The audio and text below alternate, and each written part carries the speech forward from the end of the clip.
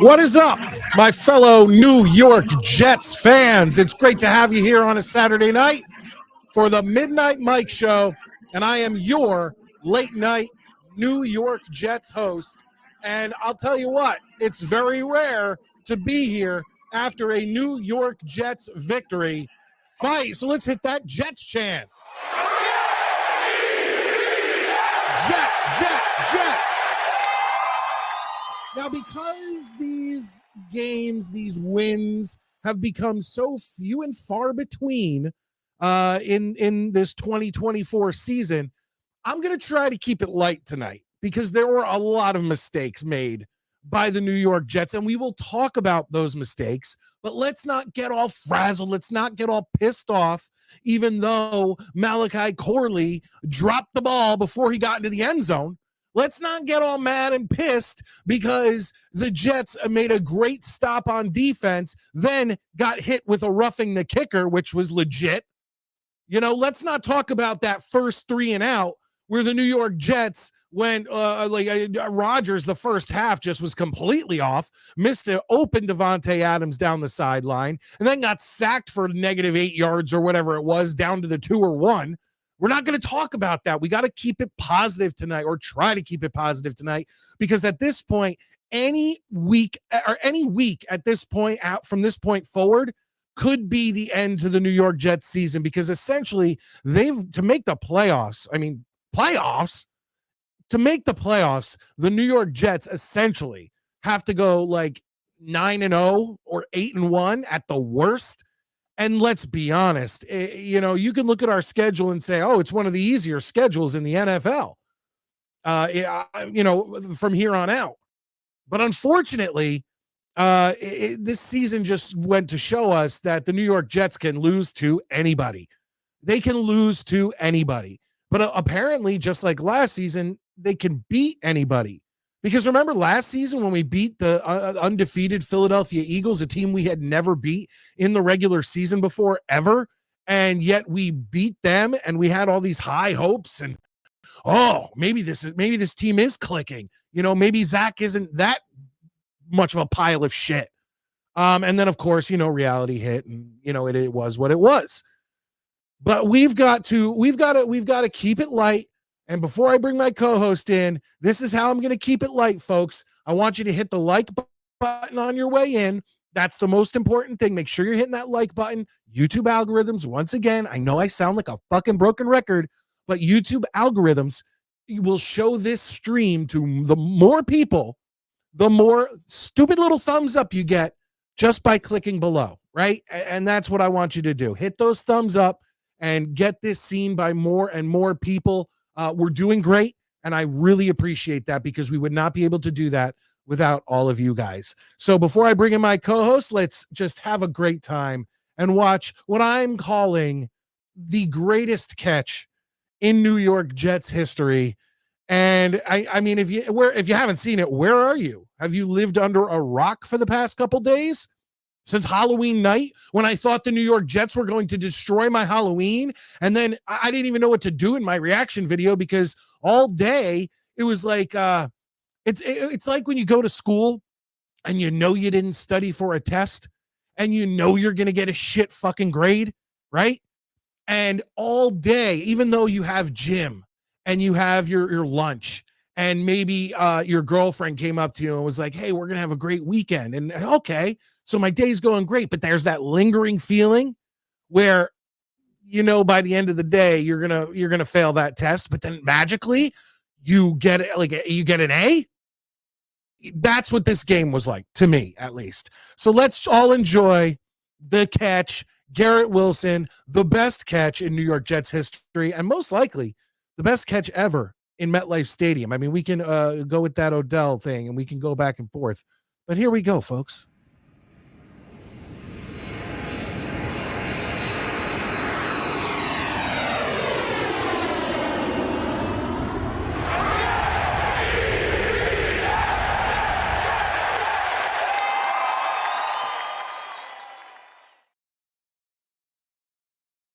God, that was such a beautiful fucking catch. And in honor of that catch, look at the top of your screen. You have that Midnight Mike Show logo. Let's switch that out. There we go.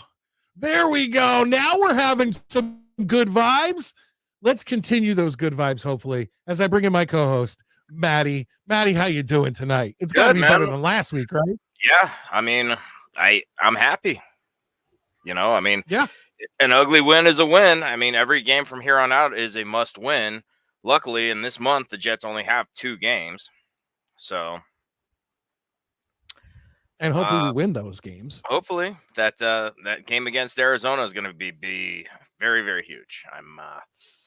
I don't know, man. I'm feeling good, but you know, Maddie, I just hope I hope they don't let Tim down. He's traveling all the way out to Arizona. Or is it Tim? What's his name? I may be wrong, because now there's multiple Tims, and now I think everybody's name is Tim. But he's going out to Arizona, and I just don't want them to let him down on that cross-country trip. Yeah, I hope not. I don't know. Like I said, you know, you're right. There were a lot of mistakes, but at the end they won. So I don't know what else to say. I don't want to harp on all the negative shit because they won, but they're not going to be able to play like that game in and game out for the rest of the season. No, you're not. Look, even against mediocre teams, you're not.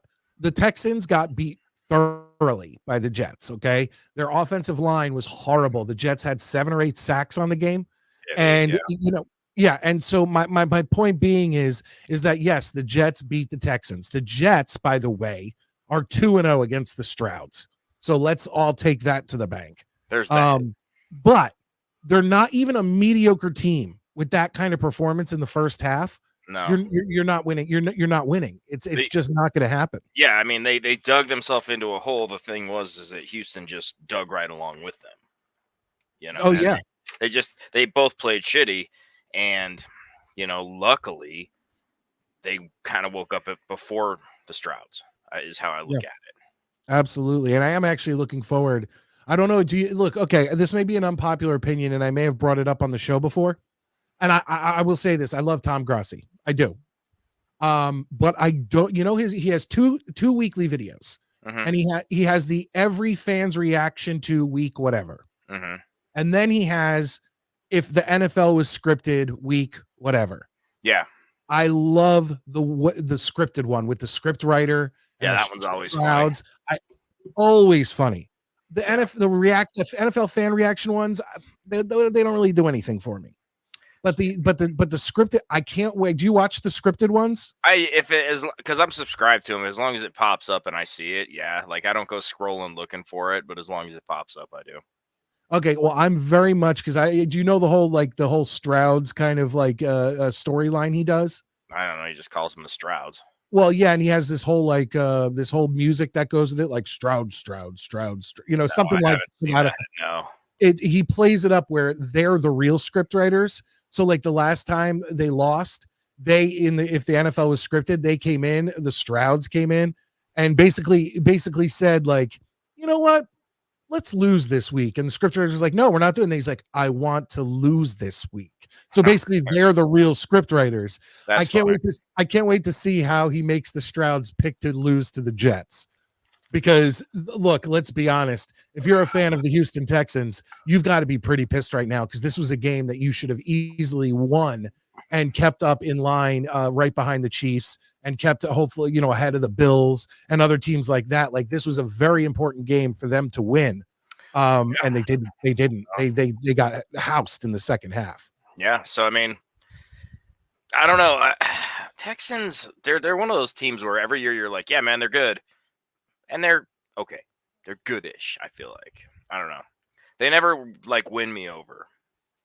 But I mean, I have no problem with them. I have no beef with them. Yeah, there's no hate, but I'm just saying, like, I'm never like, oh man, they really came out of nowhere and kicked everybody's ass. I was like, yeah, they're solid, whatever. All right, I want to go quick to get some comments. I have somebody waiting who I can't wait to talk to. Actually, all right, let's see here. We got JK from SA. What's up, Midnight Mike? What it do, bro? How you doing tonight? Appreciate you being in here. Chris. Okay, so you're going by different names. Okay, you're going by different names. That's cool. I appreciate that. Hey, you're a Cowboys fan. Believe me, you are always welcome. 3 siblings in here. We already got his side, assisted suicide. And Dano, I'm sorry I missed the show last night. I definitely plan on rewatching that and checking it out. Our first lady, Valerie, channel member in here, says a drop for the ages, only the Jets. Yeah, Maddie, well, I could whip through some of these comments. We haven't really talked since the game. Tell me what went through your mind when you saw that. I actually came in right after that because you got to remember the game started for me at 6:00. So you came in late because you were trick or treating. And I sat down and my buddy texted me and he's like, "How does a rookie drop a touchdown pass like that?" And I was like, "Wait, I kind of didn't know what he's talking about." So of course I went to the old Twitter sphere, and boy was it plastered everywhere. And so I caught it and I was like, holy shit, dude, how do you do? Like, come on, man. Like, I don't know. I'm telling you, Maddie, as soon as he ran into the end zone, as soon as he ran into the end zone, I literally saw there was they called it a touchdown, and then I saw that they said something was under review, and I immediately said he dropped the ball. Like I knew it, and I knew that there was no chance that he carried that ball into the end zone. It was typical. That was one of the most Jetsian things that the Jets could jet. Was just once again, we should have won by a whole nother touchdown. No one could deny that was a touchdown. But but only the Jets can shoot themselves in the foot like that in such a way that it was just like I was like, you know what, I'm gonna watch this game. But when we went out trick-or-treating, I just put on a Jets jersey and I was like, I'm dressed up as the most hopeless thing you could ever see. I'm a Jets fan. I'm dressed up like a loser tonight. Yeah, I just want to die. So, but here's the thing. Everybody's like, yeah, well, he'll never make that mistake again. Yeah, there's a lot of guys who never made that mistake to begin with. Yeah, so, ever. It is what it is, but people are like, oh, well, this. Maddie, it's not like it's unprecedented in NFL history for someone to do this. No. But the 3 times it's happened, everyone knows about it. Oh yeah, there's no getting out of this shit. We're gonna hear about that. So embarrassing. Thank Christ they won because we never would have heard the end of that shit. Cousin Kenny's in here, channel member. Thank you, Kenny. I appreciate it. Good evening, everyone. Lots of New York drops this week. Corley, Judge, LOL. Yeah, that Judge drop. There was, you know what? A lot of people are getting on, and I don't even want to talk about Garrett Cole right now with what he's pulling. But regardless of all of that, it wasn't Garrett Cole that lost them that 5th inning. There were so many mistakes. Volpe with the shit throw to third. Aaron Judge dropping a simple pop up because he's not paying attention. Garrett Cole, I believe that was the inning where he didn't cover the bag. There was the Yankees fell fucking apart in that 5th inning, and the fact that they gave that game away when they were up 5-0 is definitely just that's what I will say about it. Because this is a Jets show, that's what I will say about it. Lane is in here. What's up, Lane? How you doing tonight? I'm sure we will talk to you later in the night. Guillermo, the handyman to the stars, comes in. He says 8-1 would be easy for the Jets. Yeah. Spoken like somebody who does not watch a lot of Jets football. Nothing is easy for the Jets. No, not at all. But I appreciate all you guys in here. I see Admiral Mighty Buffoon. I see Jerome. I see our First Lady Valerie. We talked about that. Clancy's in here. Ted, I just want to make sure I want to try to get everybody. Oh, our resident troll, Rick Roll is in here. Good for you, man. Look, I'm glad to, you know what? Things started out so dicey with Rick Roll, but things have kind of calmed down to where he's a respectful troll. And I like that. Because you're always welcome. Fan of any team. What? I said he's a twat.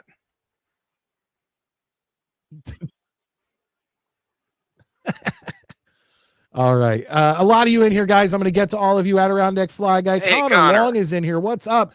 Johnny Boy. Johnny Boy is he's the New York Jets game show host to the stars. Indeed. Him and Snowball. So I appreciate all that. All right, let's get to a guy that I've wanted to talk to for a while. I used to do an amazing Jets podcast, I guess you'd call it, since it was audio only with this guy, and he had to take a break. Me and Tommy Jets have continued along with the Mach 1 show on his channel and my channel, but I love talking to this guy. He's a good friend of mine. I'm always checking in, at least trying to check in on him, see how he's doing. Honest Abe, how you doing tonight? What up, fellas? Hey, Abe, how are you? It's been too long. Life has taken a complete shit, but just like the Jets season, I had a good Thursday, so I'm back and alive. How about that? There you go. That game had to feel good, huh? Dude, the ebbs and flows, the roller coaster of that game is everything that's gone on for the Jets in the last 15 years. It's mostly been lows. All right, let's start with it. Let's start with the Corley, because that was the last thing you touched on. I vomited violently all over my house when that took place. I said, this is the Jets. Like, my phone blew up with all my Lions fans, and obviously they can't really talk shit with their history, but they are blowing me up like, Jets suck. They're just jetting. What the hell? and I have no response.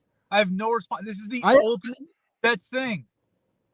Now, Abe, I have a big problem with that, because last season, you, I, Tommy, Maddie, we have all gone on record that we all support, like, well, maybe not you as much because you live in the Detroit area, but we all there's like the trifecta of suck in the NFL.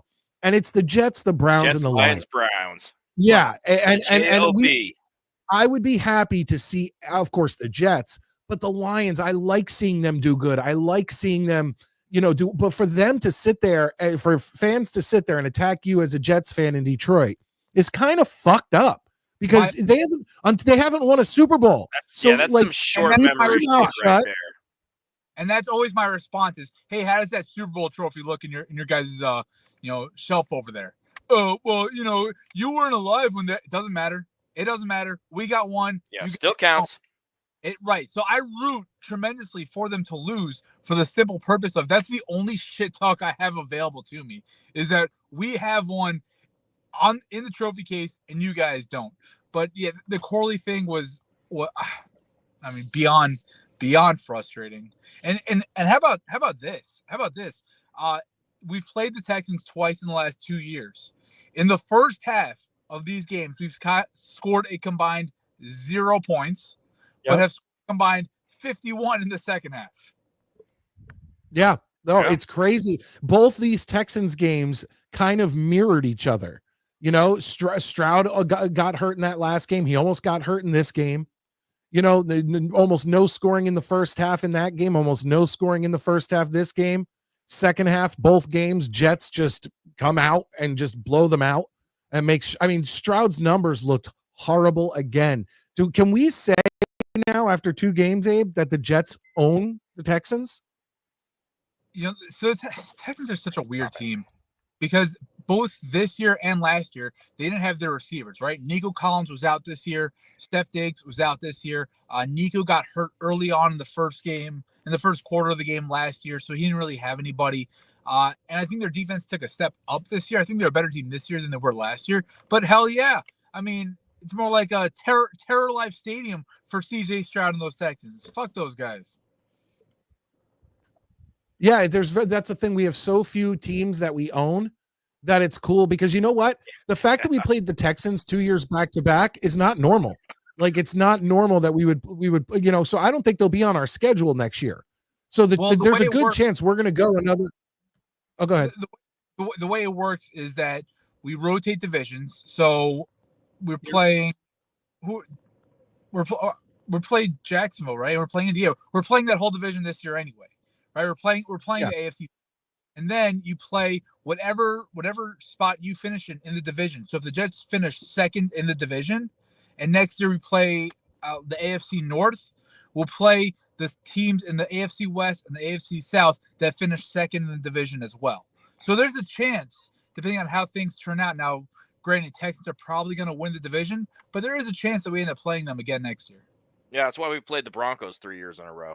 Right, and why the Colts and the Patriots no. played each other for years. No, the Texans are probably going to finish first in their division, and the Jets chances are going to be finishing second or third. At best. At best, right. So all I'm saying is, like, there's a chance that they shit the bed.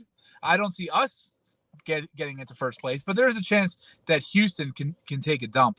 But I want to move to the good. And Garrett Wilson's first touchdown catch would have gotten so much more hype because it was incredible. But that second one, I woke people up in the neighborhood. I was so loud. That was, honest to God, that was the greatest catch I have ever seen in my life. You want to know what the worst part about it was, Abe? I was all alone watching it by myself, and the next day, like I said to my wife, because my wife only watched the first half, so she just saw the shit, and then the next morning I'm like, you have to see this catch. You have to see this catch. So I pull up the catch and show it to her, and she's like, I don't know, it just looks like every other catch. And I was like, what are you talking about? Like, this was one of the greatest. It's not even Jets fans. It's non-Jets fans talking about how this was one of the greatest catches in NFL or Jets or in modern history ever. And for Jeff Ulbrich to say to the refs, like, hey, I don't know if he's in or not, but like, just because of how great of a catch, you got to give it to him. I'm like, respect, bro, respect. Because we're all pretty much thinking the same thing, right? How many times in junior ball or whatever does the guy make an incredible play?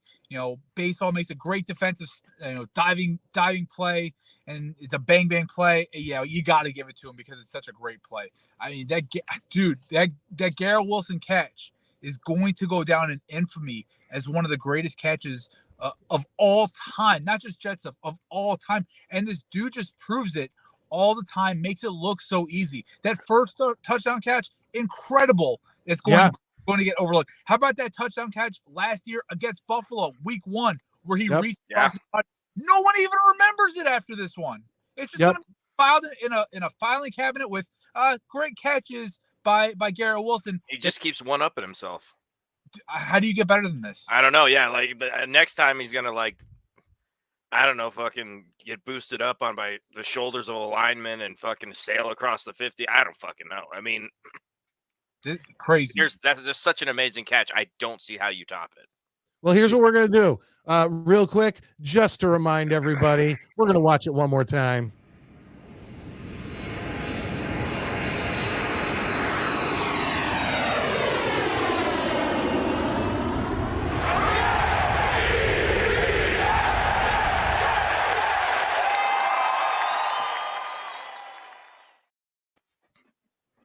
I just came again.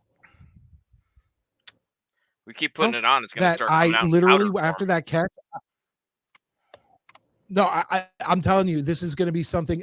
When that catch happened, I was like, this is going to be a highlight that I put in my show, and it's something that I will show anytime I'm feeling down. I'll be Like, all right, we got to watch the Garrett Wilson catch. Thing is, this will be in every the Jets crazy thing about all of it is that. Oh yeah. I mean, it's a given. I'm sorry, I'm lagging a little bit. I apologize. Yeah, I apologize for that. But what I will say, and then I'll let you guys talk, is that the New York Jets and this catch was amazing. But people need to go back and watch that first one-handed touchdown catch, because that was almost as good when you look at how the defender was hanging on there, and how he still reached out and caught it in stride. Both catches are incredible. It's just that this one, he had the whole Michael Jordan, jump man kind of deal. But yeah, it's something that we'll probably, I don't see how we'll ever see it again. No. And it just shows that how great that catch was. All the other greatness that comes from Garrett Wilson is going to get completely overlooked. Like, how do you live up to it? How do you live up to that catch? You don't. And the truth is, if it was it kind of is a contract year, plays like that sometimes are what gets guys paid. Like, how good, this can get very controversial, but how good really has Odell Beckham Jr. been? At that catch, I think that was his rookie year, had a great rookie season, has lived off that catch's hype for the last 10 years. What has he really done since then? A couple nice years here, like borderline good years. The dude is a name brand player and a superstar in the league based off of that one catch. Catches like that bring legacies to guys. And I think that's what Garrett Wilson just happened to him. Yeah. Well, I think that another thing I have to say is that in my reaction videos after the games, I think it was the Bills game, and then there was another one. Who did we play like the Patriots?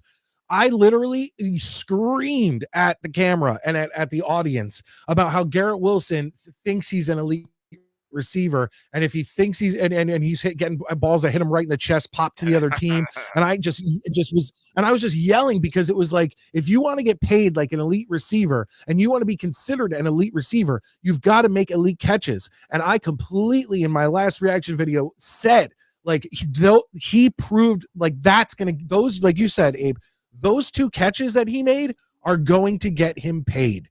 Because I was ready to this season, sure, he had a couple 100-yard games, but he was dropping passes, he was missing routes. It just he wasn't looking good. And now all of a sudden he comes in with not one, but two one-handed touchdown catches that were both spectacular. And one was literally, like you said, highlight reel, like for the rest of Jets history, it will be shown one of those catches.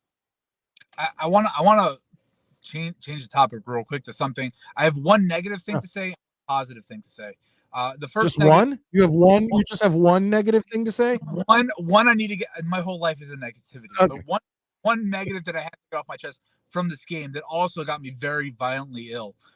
The roughing the long snapper kick. How that guy, his shit wasn't packed up in the locker room, ready to. Hey, you're an undrafted free agent. Like, Corley, mental mistake. You're a third-round pick. You're gonna get another chance. Yeah, you're gone. Yeah, you're an undrafted free agent. It was nice knowing you. Appreciate the time. Here's a game check. Good luck playing. For the Cleveland Browns next year. Wait. Are you talking about roughing the kicker or the roughing the snapper? Roughing the long snapper in the second half when he eventually hurt him. No, I completely am 100% against that call. First off, they didn't call it roughing; they called it contacting the snapper. So basically, what you're telling me is a guy who's on the field with the ball, snapping the ball, you're not allowed to touch this guy. You're not allowed to knock him over. Like, that's bullshit. So every time, why is it different for a long snapper than it is for someone snapping the ball in a shotgun to the quarterback? So why don't we just make it that any center can't be touched? Why don't we just make that's a bullshit fucking call? No, it's not a bullshit call. It's the right call. Bullshit call. It's a bullshit rule. It's a bullshit rule. Yes. But it's the right call. Yeah, it's the rule. We don't have to like the rule, but I live in a world where we don't make the rules, we play by them, right? You don't need to like the rule. It's a bullshit rule. I'm with you. But it's still a penalty. 100% of the time. Yeah, that's the thing. You can't. That's why it's like you just can't do it because it's in the rule book. Yeah, if How they change can the you? rules, How they should can change you? the rule.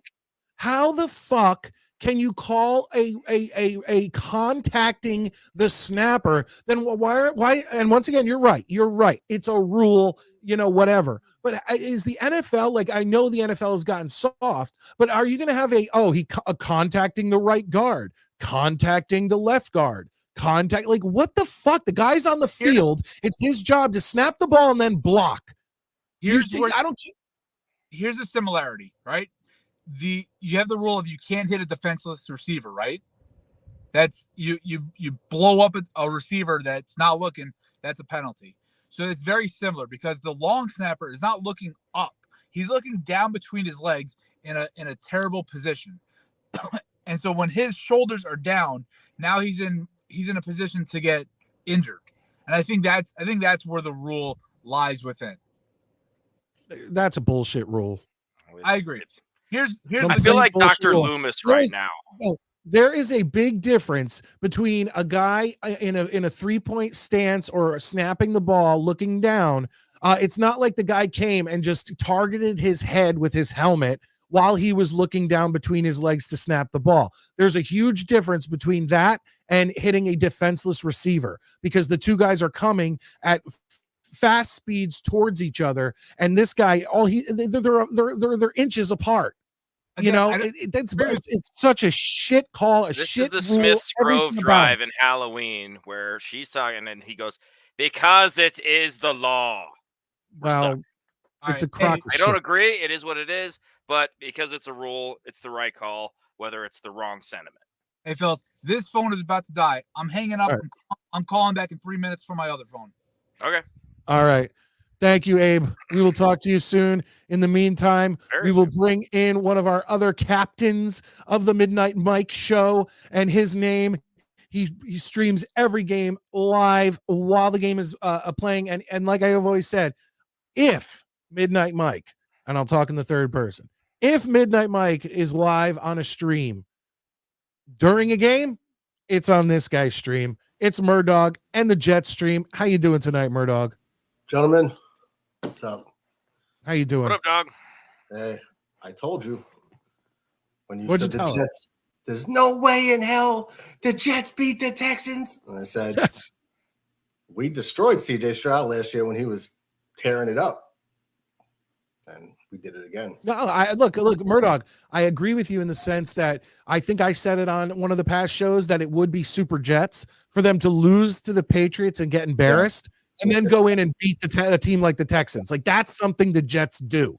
Yeah, but I couldn't believe it because it's just, look at how this team has played, Murdog. And then all of a sudden we come and look how they played the whole first half. Aaron Rodgers looked like Bo Nix out there throwing the ball all over the place. Looked like an idiot. That first half did not give us any hope. No, I got to take the opportunity to, throw it out there. No, you know what? That's fair enough. It's just that I cannot believe that that this team came out the second half the way they were. And I don't think we mentioned this, but I think the Jets had 3 possessions in the second half, and it was touchdown, touchdown, touchdown, kneel down. But if you notice, it seems like every game we show flashes of dominance, like what the team could be. They just can't string enough of that together to make a difference in the final score. So it's like we see it and we're like, oh, and then where'd it go? Oh, holding penalty. Oh, touchdown called back. Oh, something always happens. But they're always shooting themselves in the foot. Every time, without fail. But at least we see that it's possible that they can do it on the field. Just they need to sustain it. But the Texans really, they did it to themselves. I mean, we caught a break with not having Diggs out there or Nico Collins, so they were at a disadvantage from the start. Definitely helped. But Joe Mixon had 91 yards in the first half, running all over us. Like it was like them against a high school front. Murdog, I'll tell you this, man. That was my dream for the game because I have Mixon on my fantasy team. Yeah. So I was sitting there being like, God, I hope Mixon runs up. I hope he gets a bunch of yards, gets a touchdown, but the Jets end up winning the game. And that's exactly what happened. He got me great points. I'm happy about that. And the Jets won the game. So, I mean, how do you have 91 yards running at will? I remember I saw Mixon go through the line and he had a choice, left or right. Both holes were open. He was like, which way am I going? He had a choice, and he was able to just like stop behind the lineman. That's how bad the run defense has been all season. If that doesn't change, none of this matters. You can't stop the run. You're never winning, or booty cheeks enough to make the playoffs. That's the biggest thing we need to address is that defensive run game. We have none. And for them to give up 91 yards to Mixon in the first half, and then he only ends up with 106, they went away from it. They were bringing in the backup to take snaps, and they should just kept pounding the ball because we couldn't stop them. But they decided to get cute, and they paid for it. Yeah, I mean, look, I don't want to take credit away from the Jets because the defense showed up in the second half. I mean, they did decent all game except in the run game. And then Rodgers and Devontae and Garrett, they came out hardcore in the second half. And I don't know what was said. I don't know what plan was made, but it worked. And I hope it travels into next week. That's all I can say. Yeah. No, 100%, man. I mean, I'll take any win I can get. Yep. Like I say, anything in the win column is a win. When Riley Patterson kicks that ball and it hits the uprights, I'm just dying to myself. Doink! I was under a bag and I was just like giggling like a little schoolgirl. I was so happy with that. Oh God! It's like, of course he hits the crossbar, but this time it went in. I was like, at least somebody else does this besides us. Real quick, ladies and gentlemen, Connor Long comes in with the first super chat of the night. Jets. Connor comes in with $2. Thank you, Connor, for breaking the ice tonight, guys. Super chats and channel memberships. Join the Midnight Mafia. Become a part of the channel. You get a lot of content that is not available to everyone, and it's only available towards members. And he says, Mike, we are tied for first place in fantasy. Yes, I am in Connor's league. And he and I believe I'm in first place, Connor, because I have more points on the season. I will check right now. And I don't want to brag because once again, I fell asleep for the first 6 rounds of the draft. And that sucked so bad. And I was like, okay, I just can't come in last because I don't want to be wearing no Patriots gear on my show because whoever comes in last has to do that on their show. And I said, okay, I missed the first 6 rounds. Let's just figure out a way. And I've been pulling guys in and out and moving guys all around throughout the season. And I've gotten damn lucky with some of the picks that I made to get in there. But Connor, I do believe that I am in first place as of right now. In the league. Let me just check. Let me just make check before I start bragging Yep, first place, Midnight Mike Show. There it is. And then second, there he is, Connor Long. Second place, Connor Long. But Connor, it's okay. I don't think I'm going to be winning this league just because of the hand I was dealt due to my own, idiocy. Is that a word? But I'm glad I'm hanging in there and I'm having a great time in the league. But thank you, Connor. I really do appreciate it. Okay, yes. Okay, there it is. Yes, you have the tiebreaker. I appreciate that. But guys, so okay. So we've talked Murdog, I need to know your thoughts. Abe talked about it real quick and Maddie I talked about it. Your thoughts on when Malachi Corley ran that beautiful touchdown run and then just decided, you know what? F it. I'm just going to drop the ball before I cross the goal line. Well, I always say the Jets, Murphy's Law applies to the Jets, and anything that can go wrong will go wrong. It was a very Jets type play. But on the bright side, if the kid could be a playmaker, man, just chalk it up to him being overly excited, and it's a mistake he'll probably never make again, and at least this didn't cost us the win. I mean, we're like the if this kid's gonna be a playmaker, I know everyone was chastising him. Oh, sit him, get rid of him, or whatever they were saying. Don't let him touch the field again. You got to look at the Jets right now as like the fat kid in band camp, right? And then some other chick says, "I'll go to prom with you." That kid has no grounds to say no, right? If Corley's gonna be a playmaker, take it. It's a very good analogy, right? I mean, I don't think he should be. I don't think Corley should be necessarily benched. Now, I do feel like Corley will. I mean, once Lazard comes back, where's the spot for Corley? But my point, especially after that, Yes. Get him in Xavier Gibson's spot. Gibson had the one play in the first game of his career, and the dude hasn't done dog shit since then. He's just like we talked about. You make your legacy on one catch. The dude has a legacy from one punt return and hasn't done shit since then. There's no reason he's still on this team. 100%. And if the kid can make plays, I mean, what do you got to lose? And you're looking to see if this kid could be something in the league. I mean, we don't have many options. Why would you not just say, hey, man, let's see what you can do, kid, and let it rip?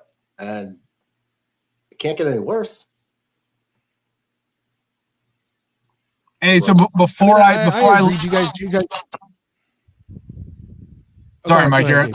That little I was gonna say, because there's a silence, but I was gonna say before I left out before, I said I have a positive thing that I wanted to bring up and discuss also.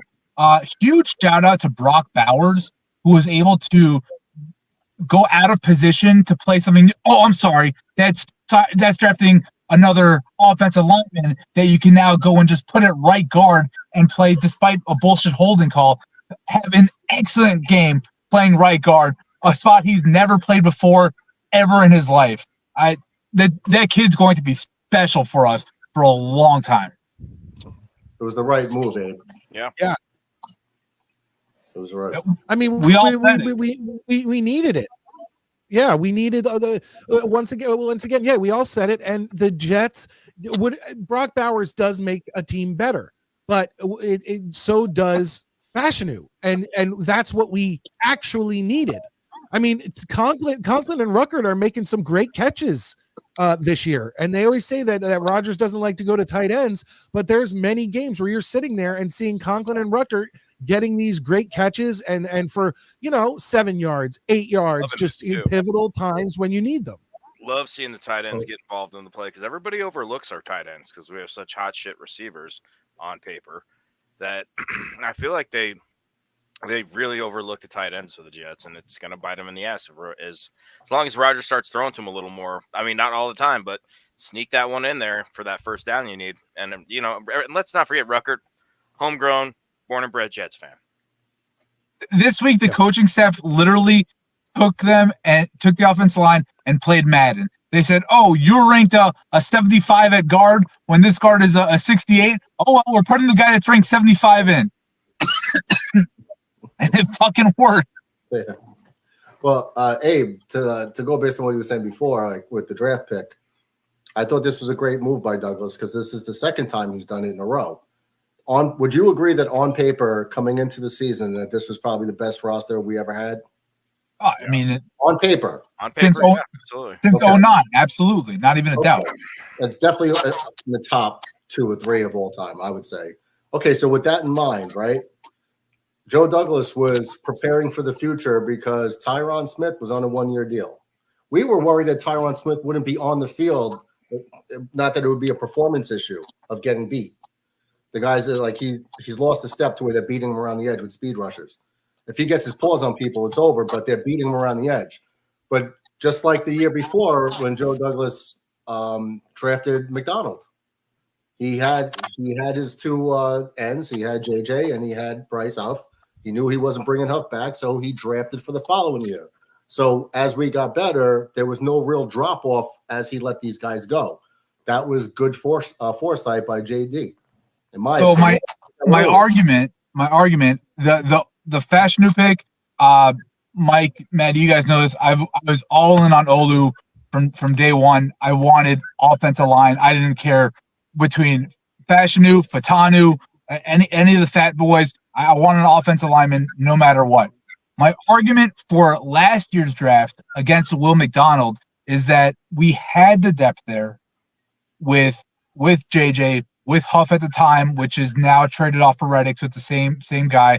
We had John Franklin Myers. We had some, and we still have some depth at the edge, where our defensive tackle position we've shown continuously is a massive weakness still to this point. Where a guy like, in my opinion, Kalijah Cansey would have fit that build to a T. A guy next to Quinnen Williams. I know Will McDonald's having a great season. I 100%. And it sounds like a Debbie Downer, but fuck it, I don't care. Kalijah Cansey on that defensive line next to Quinnen would would significantly affect the running game in a positive way for us and would still help us out in the pass rush because he has that skill set. And we have other guys on the outside. So I still think Kalijah Kancey would have been a better pick with the way the roster is constructed, but Will McDonald's been playing great. And they had the foresight of, we're probably going to lose Huff. We don't know. They didn't know then that they're going to get a Hassan Reddick. But right. I get that. And I get that 100%. I feel like it's easier to find an edge pass rusher than it is a dominant defense tackle. And I still think that Kancey can be that guy in the middle where McDonald is right now he's a third down pass rusher. I don't trust him on first and second downs against the run. And if he is out there, he's getting dominated. I'll say this. Listen, I like Will McDonald. I think he's playing up to what we expected from him. And I think he will only get better. We have to wait and see. But I will give that piece of garbage, who I still think is a piece of garbage, Hassan Reddick, credit. He had a good game. He had a lot of pressures.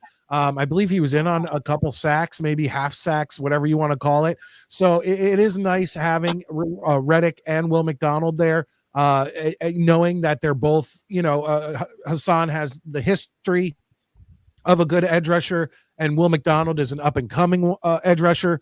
But you earlier talked about the bullshit holding call on Olufashinu.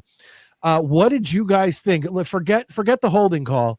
What about that Rodgers run? How pumped was Aaron Rodgers? Like, you could actually see it in his body, in his mannerisms, that I do truly believe that this guy wants to win for this team and for himself and for his legacy and for the Jets' legacy.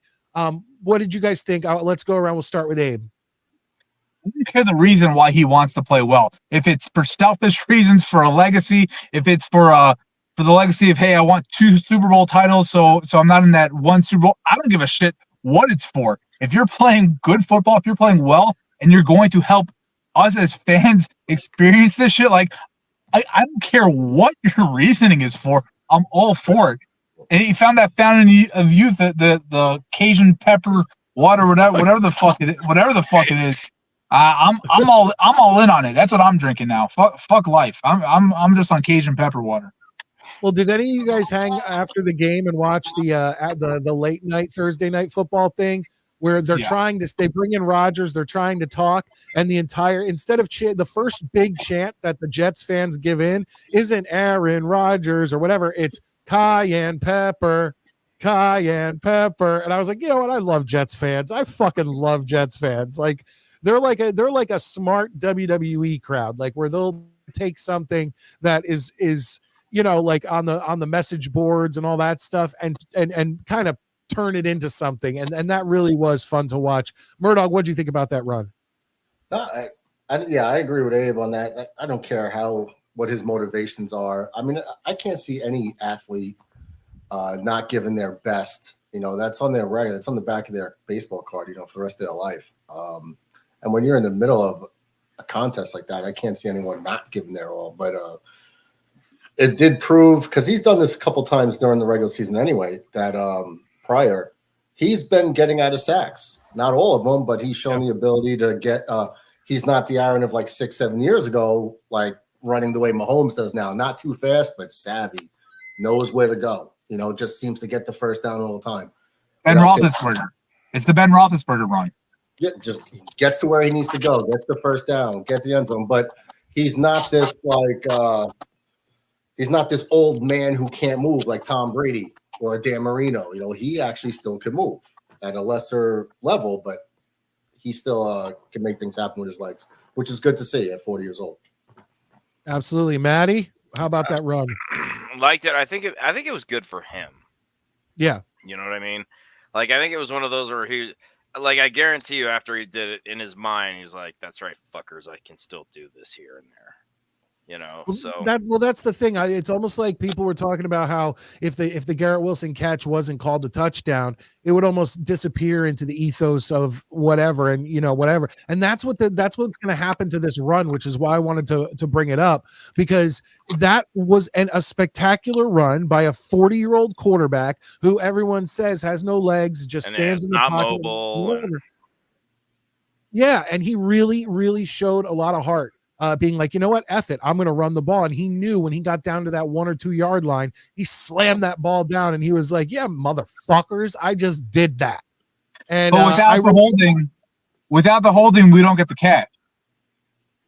I mean, that's true too. Which would you rather have? I mean, you'd probably rather have the catch.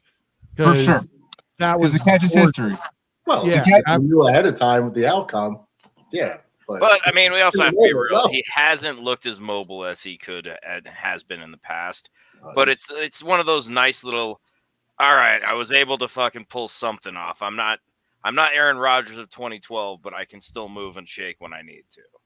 So I'm not saying that all of a sudden he's back and he's Jack be nimble, Jack be quick. But it's got to be good for him to be like, if I really got to pull some shit out of my ass, I can roll.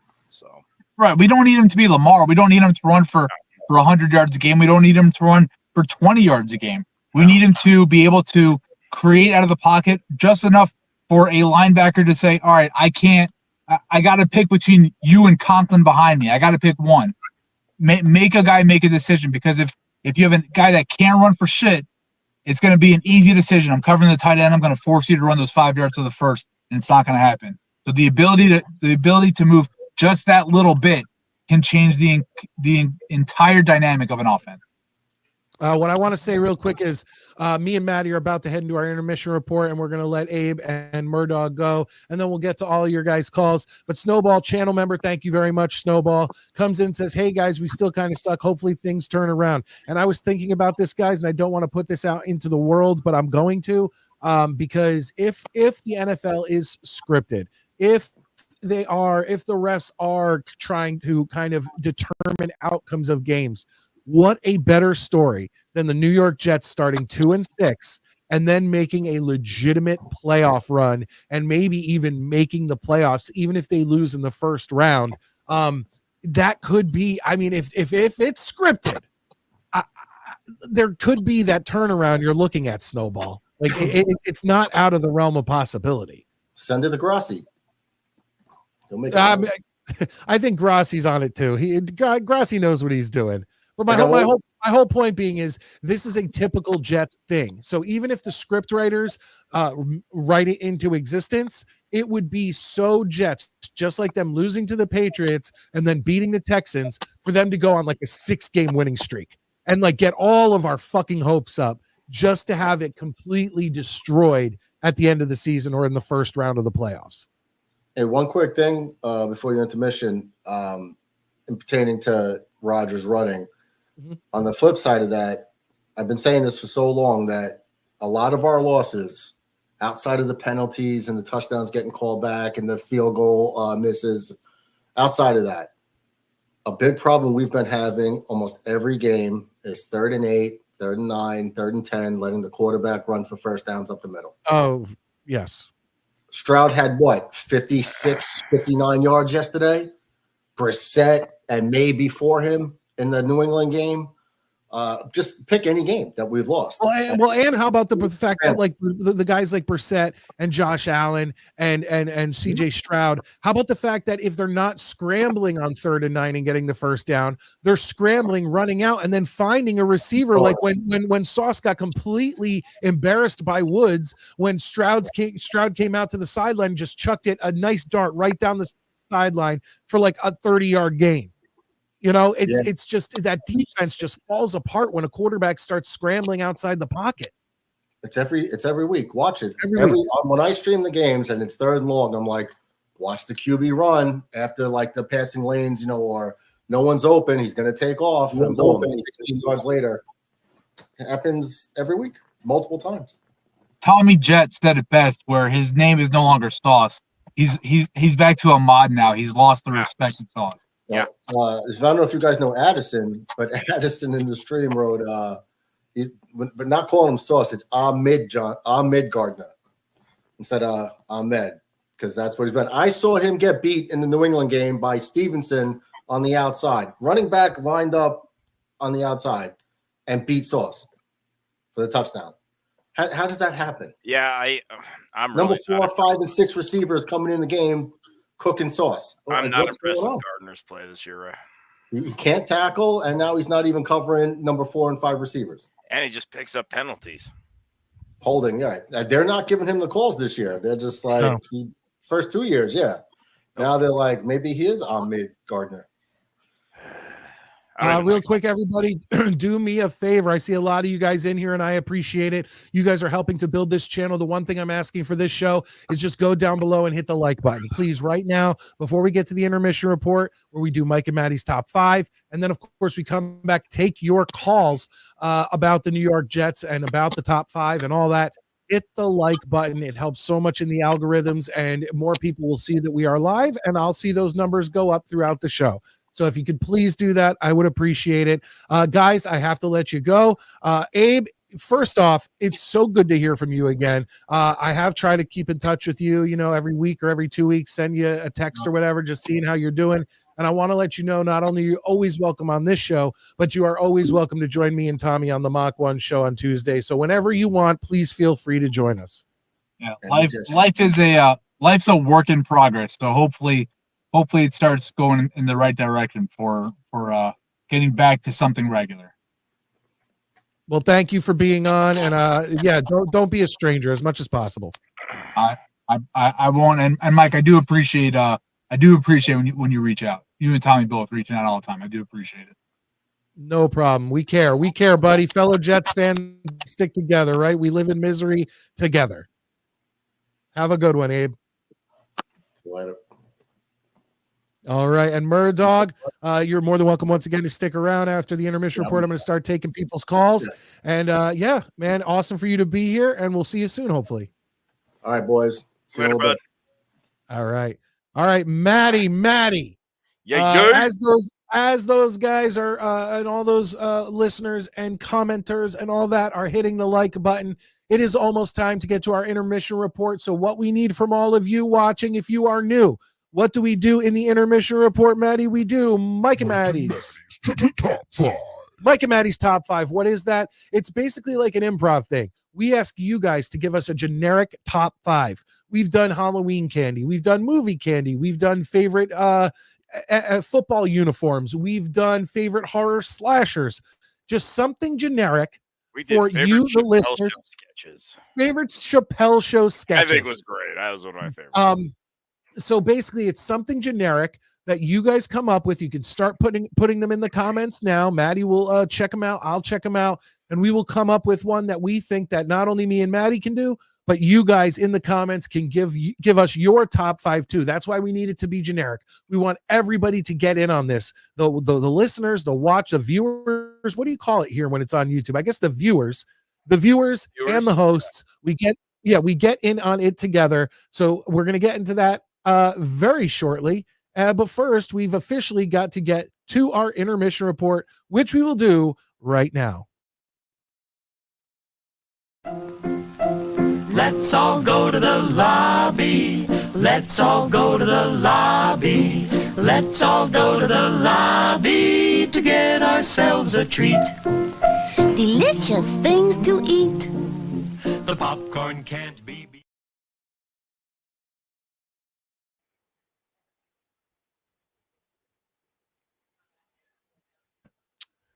We got to get in here, see what you guys put in. First one I see is top 5 best Mets World Series wins. Oh, wait, question mark. Well, they had one, what was it, 62, 68? And then they had one in 86. We had 69 and 86. Yeah, so we can do a top 2. I like Connor's. Connor has top 5 Christmas movies. Ooh, and we just got past Halloween. We're one. heading into the holiday seasons as Thanksgiving approaches. That might be good. I mean, are we a little too early for that? I don't know, because I mean, you can dice it up. You can do Christmas movies, Christmas carols, Christmas songs. Like for December, we can So find then, something. so then maybe we kick off what is heading into the Thanksgiving Christmas season. We start off with Connor's suggestion of top 5 Christmas movies. Don't tell me too early, Kenny.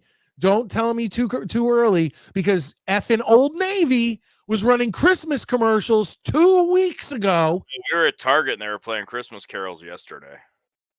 Yeah, that's bullshit. That's bullshit. Here's another one. Top 5 Thanksgiving Day activities. That's a good one. I'm not against that. Football, sleep, or maybe top 5 Thanksgiving foods.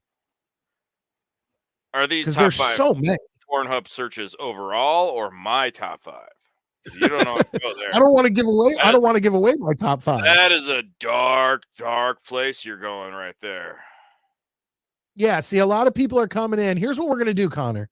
I'm going to write down Christmas movies right now, and we are going to do that a little closer to Thanksgiving or Christmas. I think December we can preempt December and plan it. So like the first one being Christmas movies, Christmas specials, Christmas carols or Christmas songs. Yeah, carols, and then for like the last Christmas traditions, like my kids have a little tree with a present under it that they get to open first thing in the morning without waking us up, or goofy shit like that. But Duke of the Just Do It's, are you a fan of the Dabbleverse, Duke of the Just Do It's? Because I gotta ask. Oh, Maddie. Speaking of election day, top 5 candidates to vote for. I really think we should call Tuesday's show the Election Day Spooktacular. Can you believe we're broadcasting on fucking election day? I thought about that a couple hours ago, and I was like, "Fuck, dude, is anybody gonna watch us or not?" Yeah, I don't think so. I mean, we'll be live. We'll be low number night, kids. But before we do this, we are going to do Duke of the Just Do It's, and someone else put Thanksgiving traditions or Thanksgiving side dishes. What we'll do tonight is top 5 Thanksgiving foods, not just side dishes, foods. Okay, that's what we're going to do tonight, headed into the Thanksgiving season. But before we do that, Maddie, I want to point out that many celebrities, many politicians, many people around the world are all giving their official endorsements. Okay, and tonight on the Midnight Mike Show, I am going to officially give Midnight Mike's official endorsement. So here we go. My endorsement for best apple cider on the planet Earth goes to BF Clyde's Cider Mill in Mystic, Connecticut. I suggest that if anyone is in Connecticut, you put this on your bucket list. There's me and my daughters. We were there like 2 weeks ago, and it's the oldest steam cider mill, run cider mill in the country, as far as I know. And the apple cider, I have gotten apple cider in Pennsylvania. I lived in Philly. We would go outside of Philly into just the sticks of PA. I have lived in New Jersey and gotten all the apple cider I could in those parts. Clyde Cider Mill in Mystic, Connecticut is by far the most delicious. And I end up spending a couple $100 there, because not only do I get like 3 gallons of apple cider, but here's another picture for all y'all. There is me getting their caramel apple bread and their their apple pie. They sell so many delicious homemade fall items. So my official in 2024 endorsement for the best apple cider on the planet is BF Clyde Cider Mill. I know you guys were expecting a different endorsement, but that's not what we do here. This is a football show. Wow. So what we're going to do, like I said, Maddie, is top 5 Thanksgiving foods. Has people started writing them in the chat? I got to write mine. A little bit here and there, just at the very bottom. Oh no, that's just apple cider shit. Mine are ready.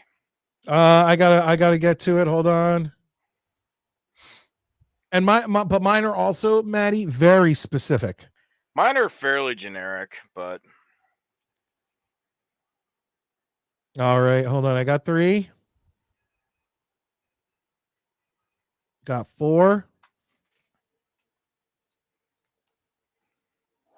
I'm a simple man. Maddie. I just want to point that out. So let's do this and get back into that Jets talk and get to your calls. Maddie, what do you got for number 5? Number 5 is gravy. You're just going to use gravy because a lot of mine include gravy. Right. See, for me, gravy is very important. Gravy is the glue that can hold the meal together. So I thought I agree with that. So a good gravy can really, really boost the meal, but a bad gravy can ruin it. So just a good gravy, very important to the meal. All right. Well, that's what I will. Oh, Clancy, thank you, man. You got to check it out. If you ever get up to Connecticut, Clyde Cider Mill, buddy. I promise you will. The line is a little long, but yeah. Oh, awesome, dude. I'm a big fan of the Dabbleverse. Just want to let you know you are in good company. Good old the Duke of the Dabbleverse, that idiot Stuttering John. Who are these podcasts? The Shuley Network, Melton, Steel Toe, the whole thing, man. The whole thing. Any idea what you're talking about? It's okay. It's okay. All right. All right. So my number 5, I have 2 desserts on here. My number 5 is pumpkin pie with a little like of whipped cream. You're on your own. I actually am one of the few people. I hate pumpkin pie. Really? I just don't like. I mean, like, it's like coffee when you're a kid to me. It smells great. I just don't like it. It's, and I usually will always eat a piece just out of like every time to just give it another shot, but I'm just not a fan. As a kid, I didn't like pumpkin pie, but as I got older, it really grew on me, and that's why I try it every year because I'm hoping for a change of heart. Do you know my wife? My wife says that you have to try something several times. Like she never liked buffalo wings, but I love them. So she kept trying them. And now if there's a holiday such as Valentine's Day or anniversary or whatever, she would rather have, she'd rather have a big order of real good buffalo wings than like flowers. Nice. So I'm good with that. Your wife's all right. Greg, you might be a little behind on the stream because we're doing top 5 Thanksgiving foods because we have just entered Thanksgiving season. You gave your number 4? No, I haven't yet. Yeah, let's hear it. My number 4, and this is very specific. My wife makes these maple glazed carrots. I know what you're talking about. Okay, I didn't know if that was one of her recipes or what, but they're so good. My wife kills it with those. Like hers are so good. So the maple glazed carrots are fantastic. I go with that one. A typical Italian coming in. Valerie coming in, the first lady with lasagna. Let me tell you this. We host, I go to my mother's house in New Jersey for Thanksgiving, but my family, for my wife's family, we host Christmas Eve. And every year I make the most kick-ass lasagna that you've ever had. And I'm a kind of guy, I want sausage. I want ground sausage in my lasagna. And man, it's outstanding. It's outstanding. But we usually don't do the Italian dishes for Thanksgiving. My number, once again, I'm a simple man. My number 4 is turkey with my mom's gravy. And you will notice a very something that goes throughout. It's always going to be with my mom's gravy. So much so that there was 1 or 2 Thanksgivings that we didn't go there, and I got her recipe for what she calls the roux. Is that what it is? Like where you take stuff from the turkey, you cook it down and whatever to make the gravy. And my mom's gravy, I could literally, Maddie was talking about how important gravy is. I could literally drink my mom's gravy out of like a Pyrex like pouring spout. I could just pour it right. It's so friggin' good. So a good, and I'm also not a dark meat person. I want a nice moist white meat, and that sounds gay, with some really good gravy. That sounds even gayer on top of it.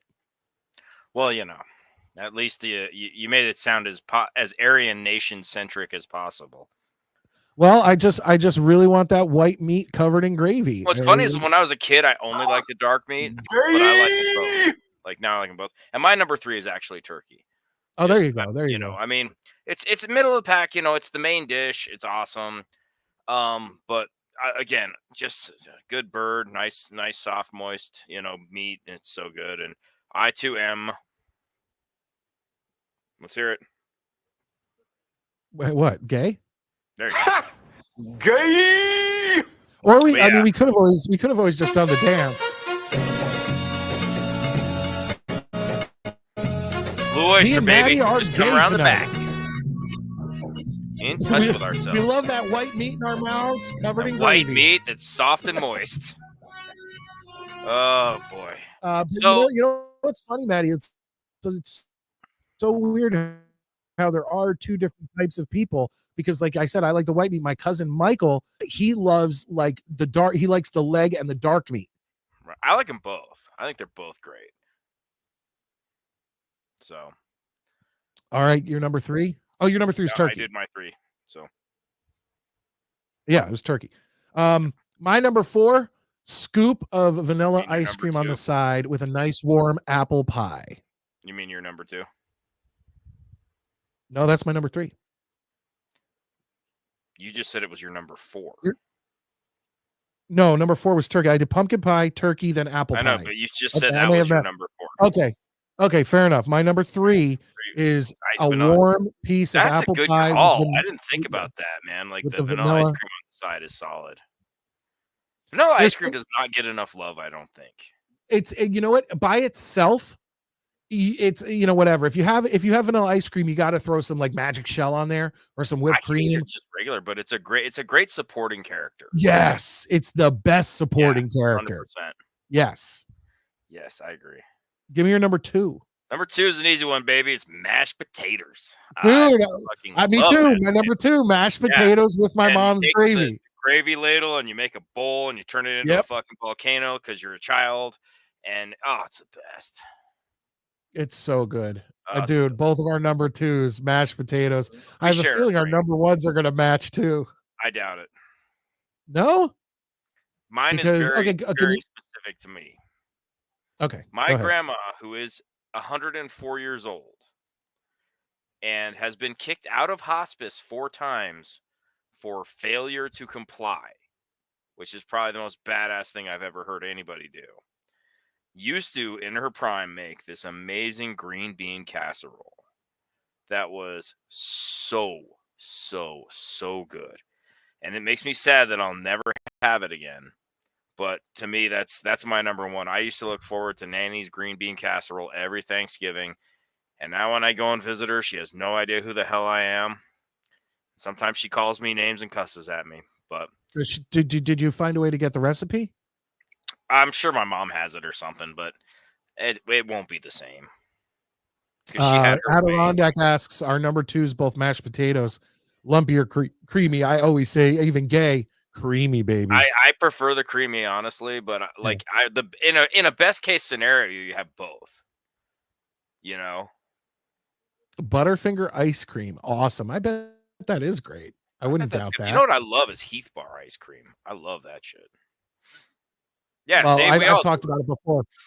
Yeah, oh, yeah, absolutely, Murdog. Absolutely. Yeah, and you gotta I want gravy covering everything. Like I just, Maddie's right. It could be its own. I didn't put it on my list. I want but my it's plate to it's look part like of the pretty earth, much and everything gravy- that's not a Gravy pie. is the oceans. Like I want to be Yeah. able to see some meat, but there better be some shit underneath, submerged. My number 1, and without a doubt, I could literally, if they said you can have one thing for Thanksgiving, it's my mom's homemade sausage stuffing covered in my mom's gravy. Yeah. we Once don't have again. my mother-in-law makes a good stuffing, but we usually don't do Thanksgiving at her place. So I just left it off my list. But my mother-in-law's stuffing is top notch too. What I will say is it's crazy because my mom is like me. She wants everything, like she goes by the book. So no matter if you went to my house in 1985 and had her stuffing or her turkey or her gravy or her It's the mashed same in potatoes, 2024. exactly. Yeah. Whereas my wife's my mother-in-law doesn't go by recipes. So there was this one year that we traveled when we lived in Philadelphia. We went to their house for Thanksgiving. And she made this outstanding stuffing that had like very thin apple slices in it. Oh, yeah. And it was so friggin' good. And my wife told her how much I enjoyed it. And then she tried to, it never came out the same as that. So that's why I think I'm so Like that first hit of heroin, baby. Yeah, well, that's why I think I love my mom's cooking so much, because it's like everything is by the book, and it's been the same since my grandmother was making it. Yeah, To now my mom making it. Yeah, like let's be honest. When it comes to holiday meals, I don't want fucking surprises. I want to know what I'm going. No, yeah, exactly. And here's a fun story. Like, so for 1 year for Christmas, my mom was like, "I'm gonna make a Christmas goose. Don't ever make a fucking goose, okay? It's awful. It's gamey. It tasted like shit." And all of us sat there and ate one piece each, and all of us looked at each other. You know, like when you like somebody like has like a giant booger hanging out of their nose or something, and nobody can tell you, you're all looking at each other like. That was the dinner time. Oh man, that was great. I'm gonna eat every fucking piece of broccoli here, and all of that. Like there was nothing left over, but that goose looked almost untouched because it was god awful. And that's when, like one year, I think my dad actually took my mom aside and was like, "Look, it's cool that you want to branch out, but you just fucked up the holiday. Don't do that again." Snowball says stovetop kills it. I agree. I agree with that. If it's not Thanksgiving, on Thanksgiving you gotta go from scratch. But if you're just gonna do turkey and stuffing, you can definitely be very good with stovetop. I agree. Yeah. Last one. I'll say this. Adirondack Fly Guy channel member. Thank you so much. Comes in and says chocolate cream pie. Absolutely, ladies and gentlemen. If you are new, that's what our intermission report is. We did a top 5. We took it from you guys, and you guys did not disappoint. And we are going to go with Connor's coming up of top 5 Christmas movies. Once we get closer to the Christmas season, I promise you, we are going to have a lot of Christmas themed top 5s, because it'll just be fun to do. But that's it, Maddie. Yeah, that ends out our intermission report. When we get out of this, we'll be taking your calls about the New York Jets and your top 5 Thanksgiving foods. We'll be right back. Let's all go to the lobby. Let's all go to the lobby. Let's all go to the lobby to get ourselves a treat. Delicious things to eat. The popcorn can't be beat.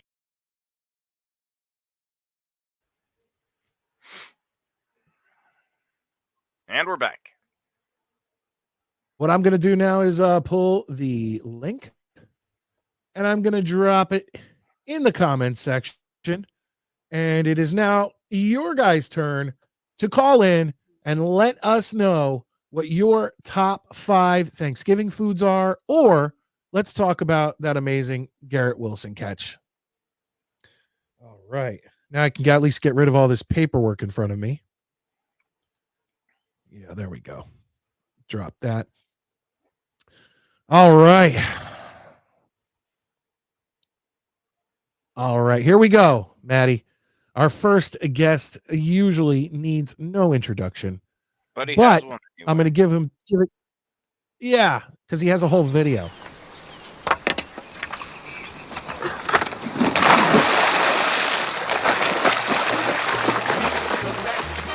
Meet the Mets.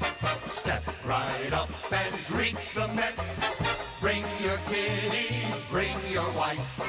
Guaranteed to have the time of your life, because the Mets are really... First off, Mike, The Mets. we need to get the bullshit that happened on Wednesday night out of the way. How did the Yankees fuck that one up? That killed me. That Mets, that killed me. And I was there with you through that before my phone died, through that 5th inning, and just watching them deteriorate. And it all started with Judge missing just a pop fly that any little leaguer could have caught. And then you get Volpe making a dumb force throw, and then Rizzo just jogging to first base. And then you get the 8th inning where they bring in Mr. One Pitch Pony, and that pitch is a fucking changeup, Tommy Kahnle, instead of putting in Tim Hill. You're not even a Yankee fan. Take your I know, but I just like to nitpick and get on managers' cases for dumb decisions. I get it, Mets. I get it. Believe me, I've kind of here's how it worked. I went through this extreme low when the Yankees blew a 5-0 lead to get. Now, once again, I didn't think they were going to win the World Series. You're not going to win 3-0 down. But I did expect it to go back to LA. I'll be honest. But I had this huge down. Then I had this up from Halloween. And then as the night went on, I started to feel that pit in my stomach, knowing that the Jets were going to let me down. And then by the end of the game, I had so many complaints because I still expected them to win up till the very end, even though they were up by 2 scores. So I complained a lot on my video, still giving the Jets credit and saying, look, I'm happy. Then I woke up the next day and I was actually happy. So I can't go back to the Yankees. It's over. It's done with. We'll see what happens next season. A lot of fucking news came out today that I didn't like about the Yankees and some of their players. There's a lot of news today. Yeah, it's a fucking Garrett Cole. Like, who the fuck does he think he is? Like, whatever. I can't. Mets, and tell me about your thoughts on the Jets-Texans game. Is it wrong for me to say that I'm scared the Strouds are going to blow another moon up? What do you mean blow another moon up? There was a joke during the whole Tom Grassi thing last year where the Texans lost the game because of the moon, and the Strouds basically blew the moon up. Because someone recently did this little mock theme for the Strouds. It's called No Moon. It's just basically a tribal chant that goes no moon, no moons, no moon, Strouds. And I think every time they lose, they blow a moon up. Well, we only have one. We're not Tatooine. Sometimes you stretch some shit real far, Mets. Come on, Mets. What do you? Tell me, Mets. What do you want? What were you more disappointed by Malachi Corley's drop going into the end zone, or were you more impressed by Garrett Wilson's 2 one-handed grabs? The latter. Yeah. Who's the next game for the Jets? The Lions. Arizona on the 10th. It's Arizona. We don't play the Lions this year. Oh, thank God. Well, either way, Arizona's not going to be an easy game. No. The Jets don't have an easy game for the rest of the year because essentially every game is if you fuck this up, you might as well have slit your own throat. In my opinion, they slit their own throats getting Rodgers last year. Well, look, I hear that all the time, and people write that in my comments. Oh, how you like having Aaron Rodgers now? And my response to them is always the same. It's better than what we've seen the past 5 to 10 years. Right, yeah. So what the fuck am I going to complain about? It's a step up, no matter if you're looking at Zach Wilson's performance on the Jets, Sam Darnold's performance on the Jets, or anything prior. Like it's been. I mean, we had that one season with Fitzpatrick, but it's like a flash in the pan. Exactly. Well, again, Fitzpatrick played the same every year, everywhere he went. Played great for the first 6 to 7 games, and then would just absolutely fall apart. My question is this: how are the Jets gonna rebound? Gonna carry the momentum around? I mean, this one's in Glendale, right? Yeah. One in the desert. It's gonna be have one frying pan and into a fire. I don't see how I do think the Jets can win this game, but it's like my question is more, how long do the Jets string us along and get Jets fans' hopes up? Yeah, when does the other shoe drop? Exactly, Maddie. Or in this case, when does the third shoe drop? Beats me. Because it's gonna happen eventually. It's gonna happen. And is that true? Rodgers is ranked 3rd in touch. Does he has the 3rd most touchdowns in the league right now? I don't know. Boogie Down BX is coming in with a stat that I can't confirm or deny. Interesting. But it could be true. He's throwing for 2 to 3 a game. Perhaps. I mean, I think the game that most people are going to have their eyes on is one of two. It's either going to be Dallas against Atlanta or Green Bay against Detroit tomorrow. Oh, I'm watching. If it's on my television, I'm watching the Green Bay Detroit game. It'll be pretty much on most of the country. I'm pretty sure that's going to get the priority. Is that a 4 o'clock like Fox game? Yes. In Colorado, we get almost every Green Bay game. Well, that makes sense. One of our resident Broncos fans confirming with he's also a channel member now. Thank you very much, DB94. Rodgers is tied for third with 15 TDs. Now, to be fair, he has like 10 interceptions, so you can't get too excited. You know what I find weird about the Broncos throwback logo? What's that? I always mistook that thing for a gopher, not a horse in the middle of the D.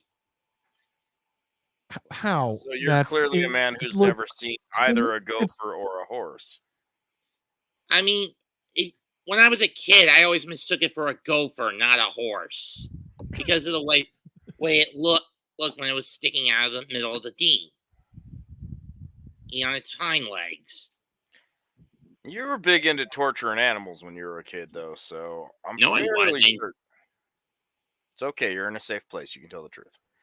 I wasn't. How does that? If you would have said unicorn, I'd have been okay with that. For Christ's Look sake. at the mane. No, you're insane in the membrane.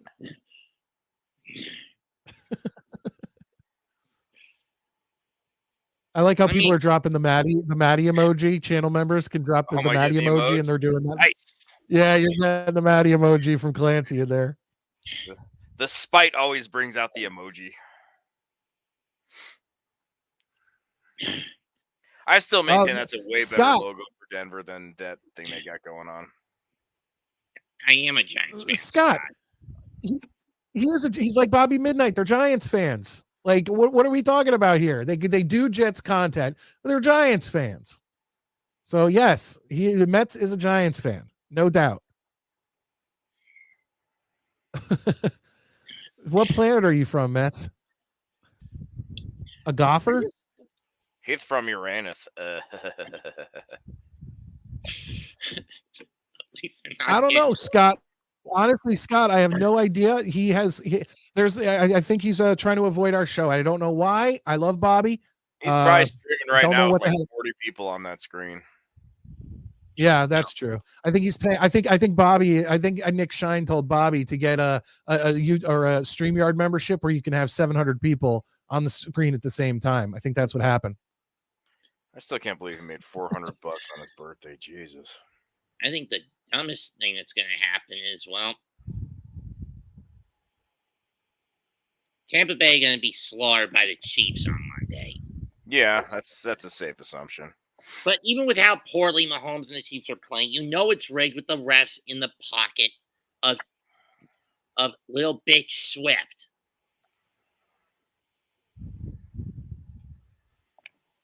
Is she gonna be at the game? Do you know? Oh, of course she would. But Pat Mahomes' wife is so fed up with her, she's in a separate box. Well, I'll be honest with you. I don't even watch Chiefs games anymore. No, I don't even watch Chiefs games anymore because it's such a sideshow at this point. So it's just not what you can't even watch it. If a certain someone wins a certain event on Tuesday, Taylor is leaving the country, and then the Chiefs go into the shitter. Oh, whatever. They say everybody's going to leave the country that year every time. Hey, good looking. I just want to point this out. On DB94, this is amazing. DB94 channel member comes in, says, speaking of a channel member, I was gifted my channel membership. I think I should return the favor. And he does return the favor and gets the Jets chant. Jets.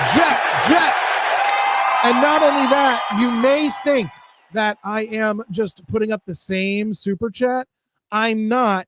He gifted another channel membership. And when doing that, you're going to get something even more special that you may not appreciate as much as all of our Jets fans in the house, but you're going to get the Garrett catch.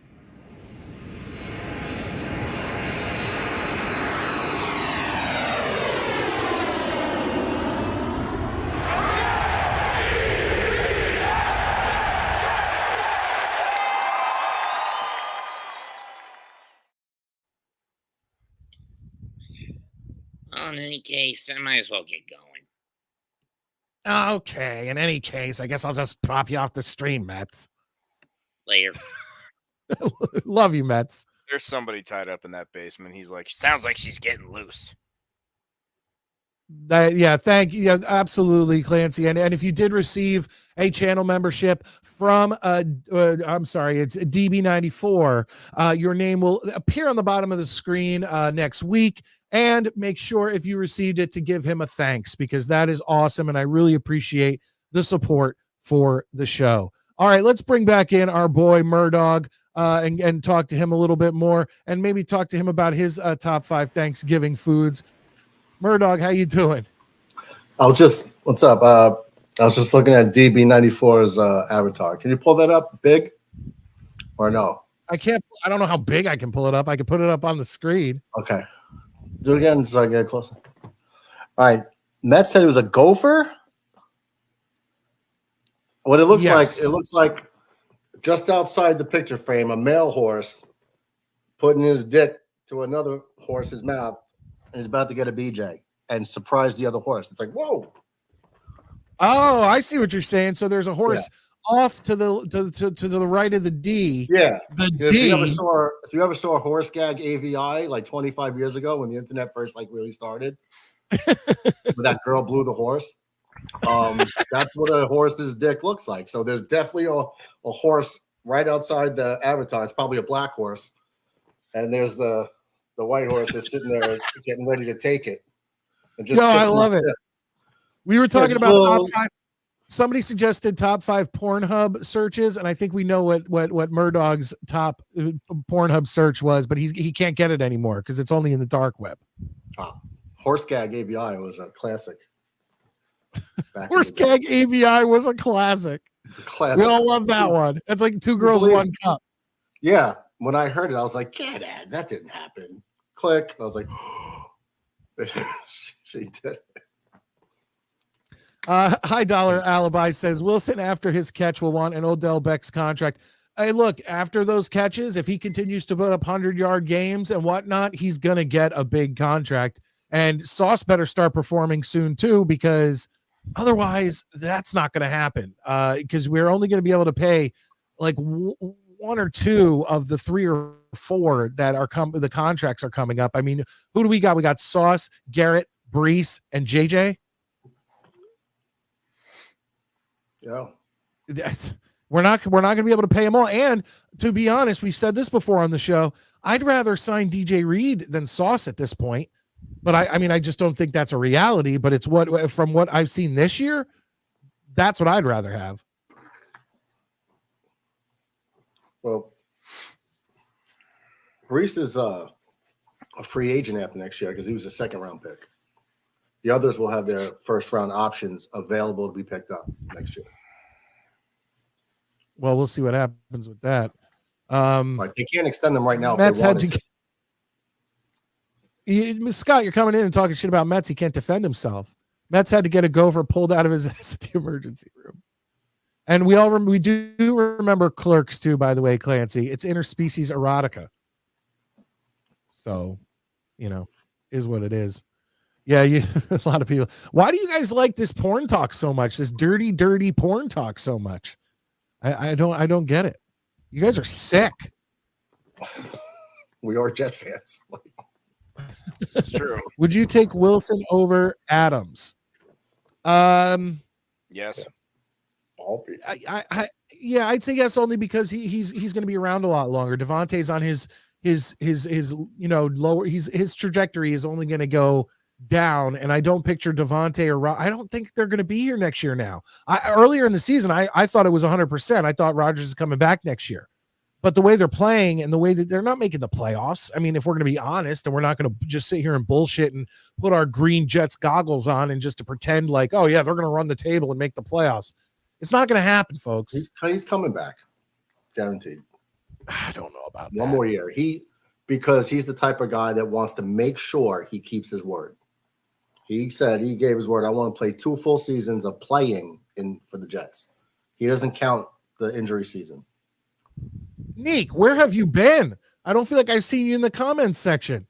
Welcome, or thank you for being here if you've been here the whole time. But yeah, I'd say Jets fans are horny. That's not. I mean, I think most fans of any sport are horny. Like Maddie's looking down like at his Pornhub account right now. Look at him; he's not even paying attention. I'm getting comments. People are like, "Yo, I check for the Midnight Mike show on here all the time," and it's just usually just me running around naked in the yard. No, I know, Clancy. He said it's a multi-year thing, but that all of that stuff. I mean, and I'll say this to Murdog too. And I was a believer too. I really believed that we were going to have Rodgers for the next 2 seasons, this season and next season. But this season has been a unmitigated disaster so far. And does he really like? Let's be real here. They're 3-6. Okay, at this point, we're looking at maybe 6 wins, which is worse than the Wilson-led Jets. Do you think Rodgers wants to come back to a team where this could possibly happen to him again? And like you said, Murdog, they're fighting for the backs of their trading cards and those stats you see. Do you think he really wants his final 2-year stats to look like? Well, I guess his stats really aren't that bad, but do you look like that? Like with terrible losing record? No, it's his legacy too. But clean your hands of it and get the fuck out. No, he won't do that. I mean, right now he's having a season like when everyone wants to forget that Namath played for the Rams. Like this is kind of like that deal. This ain't a Joe Montana going to the Chiefs and having pretty good years. This is Namath going to the Rams. Yeah, but that guy, he was a shell of himself with all the knee injuries and when he was a Ram. What's Rodgers? He's not as bad as people are making it out to be. Like a lot of those losses, every little thing he does wrong, maybe an errant throw here. Okay. Some of the things are his fault, but he was under so much pressure. The offensive linemen were turnstiles in like the first 6 weeks. He was getting his ass kicked on a weekly basis, and he's frustrated, and that's why he's not taking shots downfield because he's just trying to get the ball out of his hands so he doesn't get crushed from behind. That's what she said. But you know what I mean. He hasn't been the biggest problem. And I get it. And Scott, defensive lines have been the biggest problem. I agree with that, and I appreciate your optimism, and I appreciate Scott's optimism. And I know you guys have been Jets fans pretty much the same amount or a little bit longer than I have, but it's just all of these years of just getting your hopes up and then being kicked in the nuts is starting to weigh on me, and I want the Jets to win. If you watch last season, I was cursing out on my reaction video the fans that did not want the Jets to beat the Patriots in that last game because they wanted a higher draft pick. I'm not that guy. I want every win that we can effing get. But it's the real is it's just they beat me down. So let's play a hypothetical game. Let's play a hypothetical game here. If the Jets had the Greg Zuerlein of old, or an average NFL kicker, what's our record? 5-3 at worst. Fair enough. At worst, okay. Well, we're 3-6. I would say 6-3. 6. Okay. 6. That's 3. What? 3 wins. Right. I'm sorry. I'm thinking 6 wins as well. Okay. What was the other one? It was something else too. So hypothetically, we have. Oh, by the way, while we're talking about it real quick, why don't we bring up the fact that it's nice that we have, even though he doinked one. How nice is it that we have a kicker that hit 3 extra points? Do we really need to sit there and be happy that we had a field goal or a kicker that hit 3 extra points? Yeah, because we're the Jets and we had some asshole who was good for 2 years come in and be pretty much the worst kicker in the league. Our biggest problem, guys, in my opinion, outside of we didn't get what we thought we were getting with the tackles. We got nice big names and we got them on incentive-laden deals, which was great by JD, but they're not playing up to what we thought we were getting. That's a problem. The biggest problem that we're not really ever touching on as a fan base is the impact of not having JFM and Quentin Jefferson. Our strength was our defense the last few years. Nobody was running on us. And our secondary was better for it. And we'd get coverage sacks. You take 2 pieces of defending the run off the roster, and now it's a sieve, and everything's falling apart. That's just the reality of football. It's won and lost at the line of scrimmage, and we took away our strength. Maybe we thought we were too good. We had enough depth to cover it. Maybe quick, that was a mistake in management's part, but this is something I can't agree with Monique on. I look, they're good for black. They're good. They're the best black uniforms that like I originally thought that they were going to put green numbers on and it would have been hard to read. The black uniforms are good for what they are, but I don't need to see them again till next year. I'm fine with that. And then high dollar alibi. Jets need a Baker Mayfield clone for next year. I'm okay with, like I said, I think I've said it on this show before, drafting a quarterback in, like, let's say the second round, having him compete with Jordan Travis and having Tyrod be our quarterback next year. That's where I am. We got some thirsty people in here. Neek, are you a horny Jets fan? Yeah, it is just we should be charging $3.99 a minute for this. Yeah, some of this stuff that we're talking about on this show. But yeah, guys, I'm going to real quick. We're almost to the end of the show. I am going to drop the link to call in one more time in the description. And once again, we talked about our top 5 Thanksgiving foods. Did you give yours, Murdog? No. Oh, let's hear it. I don't have Thanksgivings like you guys did. Yes. Okay. Yeah, that was no, but I mean, I had a few, but it wasn't really like, where you guys hold it so dear. But the ones I did go to, I'm a big mashed potatoes guy. Maddie's Volcano mashed potatoes is 100% spot on. I'm a stuffing guy. I learned that turkey with cranberry. At first, I was like, never. Oh, then I actually tried it, and I was like, it makes it so much better. Or even on the day after Thanksgiving, taking turkey stuffing, cranberry, putting it on a sandwich. Boom. Yeah, I heard about that. Yeah, so good. Then I did like I do remember having green bean casseroles. Those were great. And then I guess I'll just keep it generic because I always loved the pumpkin pie, but also we had apple pie and we put ice cream on it and melt the ice cream on it. And that's probably my favorite pie is apple pie with melted ice cream on top. Real quick, Clancy comes in and a channel member. Thank you, Clancy. Says, I'm superstitious because he wants to keep the black uniforms. I am also pretty superstitious. And I've said this on the show before that usually what I'll do if we lose, I'll wear my Jets stuff, whatever I wear. If they lose, I put it in the wash and wash the loss off. Whatever they win, I wear the next week. Well, I don't know if you guys saw my reaction video, but you know what I have to wear next week during the game? Casey. I have to wear I'm going to be wearing my Casey Jones ripped vest sleep over like a Jet shirt or something. So we'll see. Maybe my Casey Jones jean ripped jacket luck will help the Jets. I don't know. Well, can you bring me back in a minute? Bring you back? I gotta do superstitious. Yeah. They're gone. Okay. All right. Murdog's pulling something. Let's see here. Scotty McHottie. Is that like Scotty Too Hottie from the tag team Too Cool? I don't know. But regardless, guys, thank you for being in here. We really appreciate it. It's late night on a Saturday night. I know I was up early today. My daughter had a soccer game, and it was it was pretty good. They played like the best team in the league, and I think it was 3-1. I think they lost, but it is what it is. Oh no, Murdog. I'm gonna put you on, Murdog, but this is something that I could never do. This is something that I could never do. This is how I did the Jet stream on Sunday. Oh, was it? Yeah, for 3.5 fucking hours. But we won, so I'm probably gonna have to do it again. Dude, yeah. I see. I can't do that because I don't want to be one of those fans that's ashamed of my team. Like as much as they suck, like I said in the Rich Kotite years, I still every week was wearing my Jet shit on Monday to school. Yeah, so I'm one of those. No, that's fair. Halloween. That's fair. So you're going as a paper bag? I'm going as a disgruntled fan.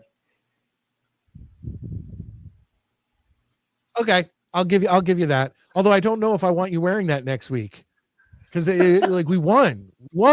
We won. Real quick, we got a That's what I'm super saying. chat. We talked about Let's it hit at the end of Jets stream, like, chant. Jets. Scott Foster 23 channel member coming in with 199 says green beans straight. I'm assuming that he's referencing the green bean casserole that Murdog and Maddie were talking about. So yeah, it seems to be and you know what? What's weird? My youngest, who's 4 years old, loves green beans.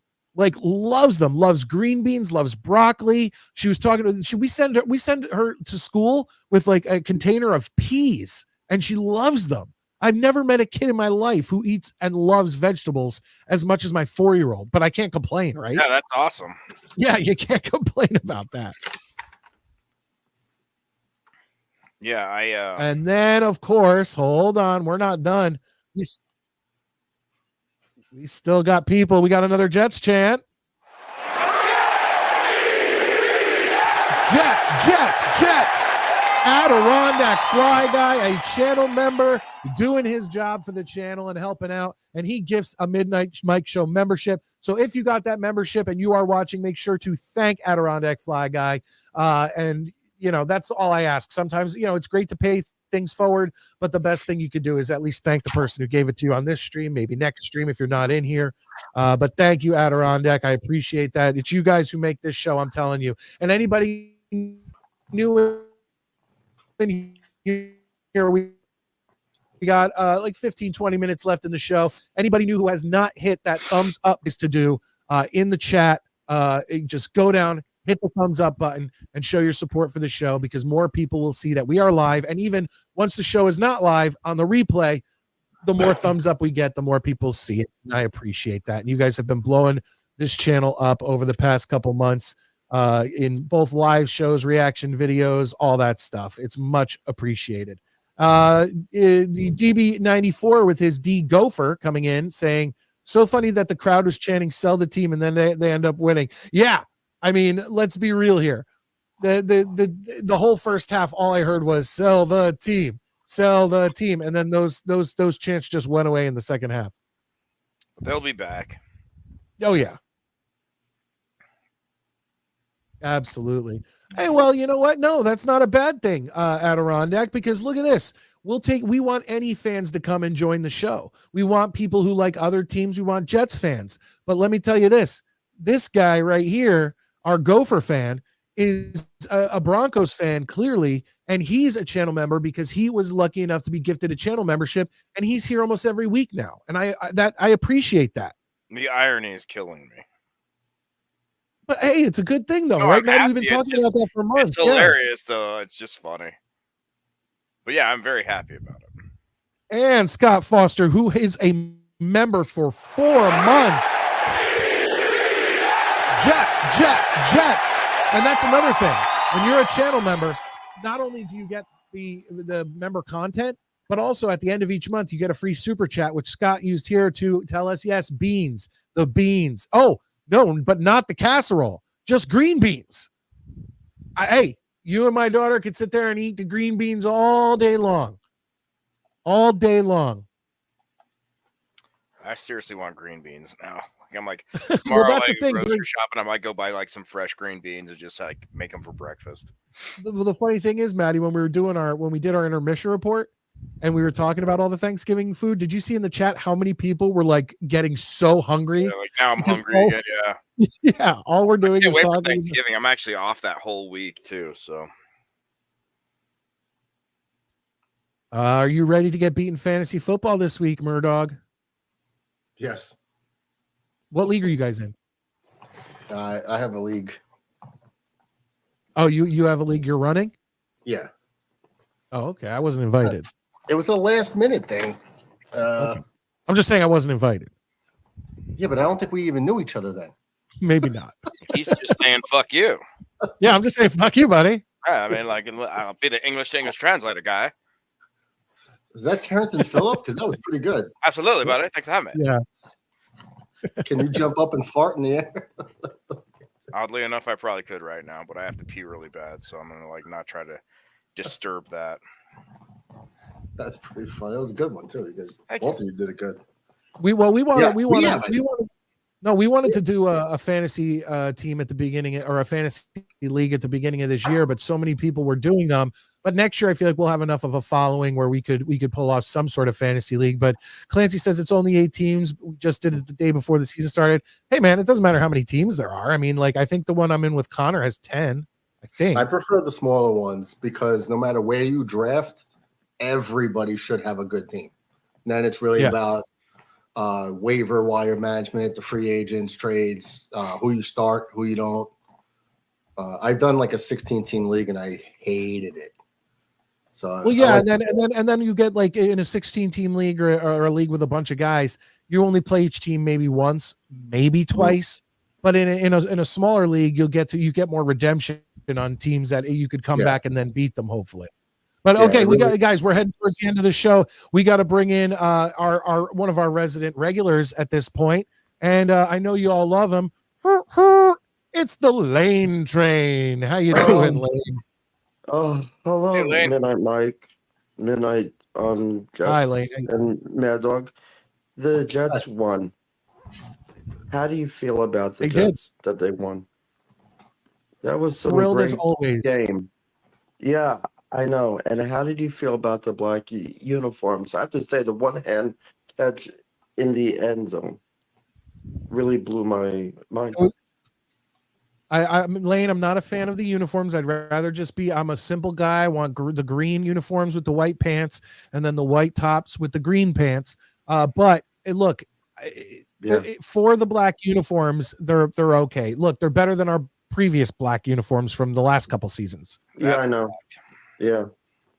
So anyway, I mean, and I saw the Jake Asman pictures, and with the whole the whole group at the Jets game. Pictures of, like, Bobby Midnite, his brother was there. Bobby Midnite. I don't know that guy. He has his own show, actually. But does he? So Jake Asman, he was there. But he's a funny man also. Who? Jake Asman? The Jake does he Asman do, does he does Pittsburgh Steelers content, correct? No, he does all Jets also. Oh, okay. Yeah. I think I know who you're talking about. Yeah, but so going back to the Jets, you know what? Whatever happens in week 10 next week is, I don't know. I mean, will they win? I don't know. I mean, that's a tough I hope team. they win. Would it be, I mean, I could see them possibly starting Aaron Rodgers in the first period. Yeah, I mean, I don't know, though. I mean, I know that some players have played injured in the last game. Yeah, I mean, I think it's a possibility they start Aaron Rodgers, but there's a bunch of other guys who are really good on that team, right? Yeah. And he was talking on his interview after the game. Jeff, what's his last name? Jeff Ulbrich. He was saying the way they played in the first quarter, I was nervous. I mean, I said I thought they were not going to win. I mean, got kind of tight in the beginning.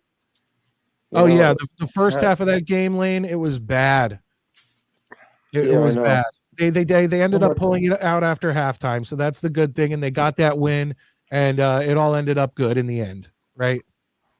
Everybody having bags on their heads, they were so nervous that they weren't going to win, and I don't think they're going to make the playoffs. I could be wrong, but the way the standings are right now, that you have the Giants that I don't know are even going to win tomorrow, but all the other teams forcing to go into the AFC and the NFC East. On the other hand, all this baseball talk. Soto, I hope he goes to the Mets. I hope he does. I hope he does not. I hope he sticks with the Yankees. We need him. But did they option out? Like, I heard on his contract that Midnite is not coming back next year. So yeah, I know this is a football channel, but yeah, still, I mean, it's weird. I should be watching Game 7 right now, or Game 6, and they did not make it. I mean, that was weird. No. That whole pulling the hand out of the guy's glove, that was just silly. I mean, I'm sorry, but like, you don't supposed to do that Hey, in a man. game. Lane, that was just a typical New Yorker right there. They don't go. They Yeah, I know. don't care. They're just gonna grab Mookie Betts' glove and try to tear it right off his hand. Yeah, I know. That's so much. All right, so thank you for taking my call. Thank you as always, Have a Lane. good night. You too. Have a good night. All right, there he is, the Lane train. Always good to have him on, and it's always fun with Lane. It's always fun. I love when he says, "Eyes will be watching Game 6." Yeah, I should be watching Game 6 too, but I'm not, unfortunately. Real quick, we got another super chat in here, and get the Jets chant. Jets. Scott Foster, channel member, coming in with $1.99 and asking, is Mets fantasy team called the Gopher Hole? Here's what we're gonna do, Scott. It's not. We're gonna do a fantasy league next year. No, we're gonna do a fantasy league next year. I'm announcing it now for the Midnight Mike Show. And there will be, however many openings, and Mets. We're going to make Mets be a part of it, and we're going to make his team be called the Gopher Hole. Actually, how about that? You know what we really ought to do? We ought to have a lottery where everybody picks a number, and whatever draft position they get, like say, and it's not for draft position. This is a whole outside thing. So if I get number 3, I get to name the team that has the number 3 pick. But you can't name yourself. But you can't do yourself. But that would be really fun, I think. Is like, so like if I got the number 6 pick and I get the number 3 for, I'm like, so whoever it is, say it's Murdog's team. And I don't know, say Murdog fucking hates olives. I'd fucking come up with some terrible, horrible thing for that. I want this to be as bloodthirsty and awful as the League on Fox, the show The League. I want us to really turn on each other like a group of starving wolves in a cave. Well, the league that we got. I'm not against that. I'm not against that at all. I think that'd be a fun little extra thing to do for the league. I'd be like if I got Mets, it'd be like kitty shot put.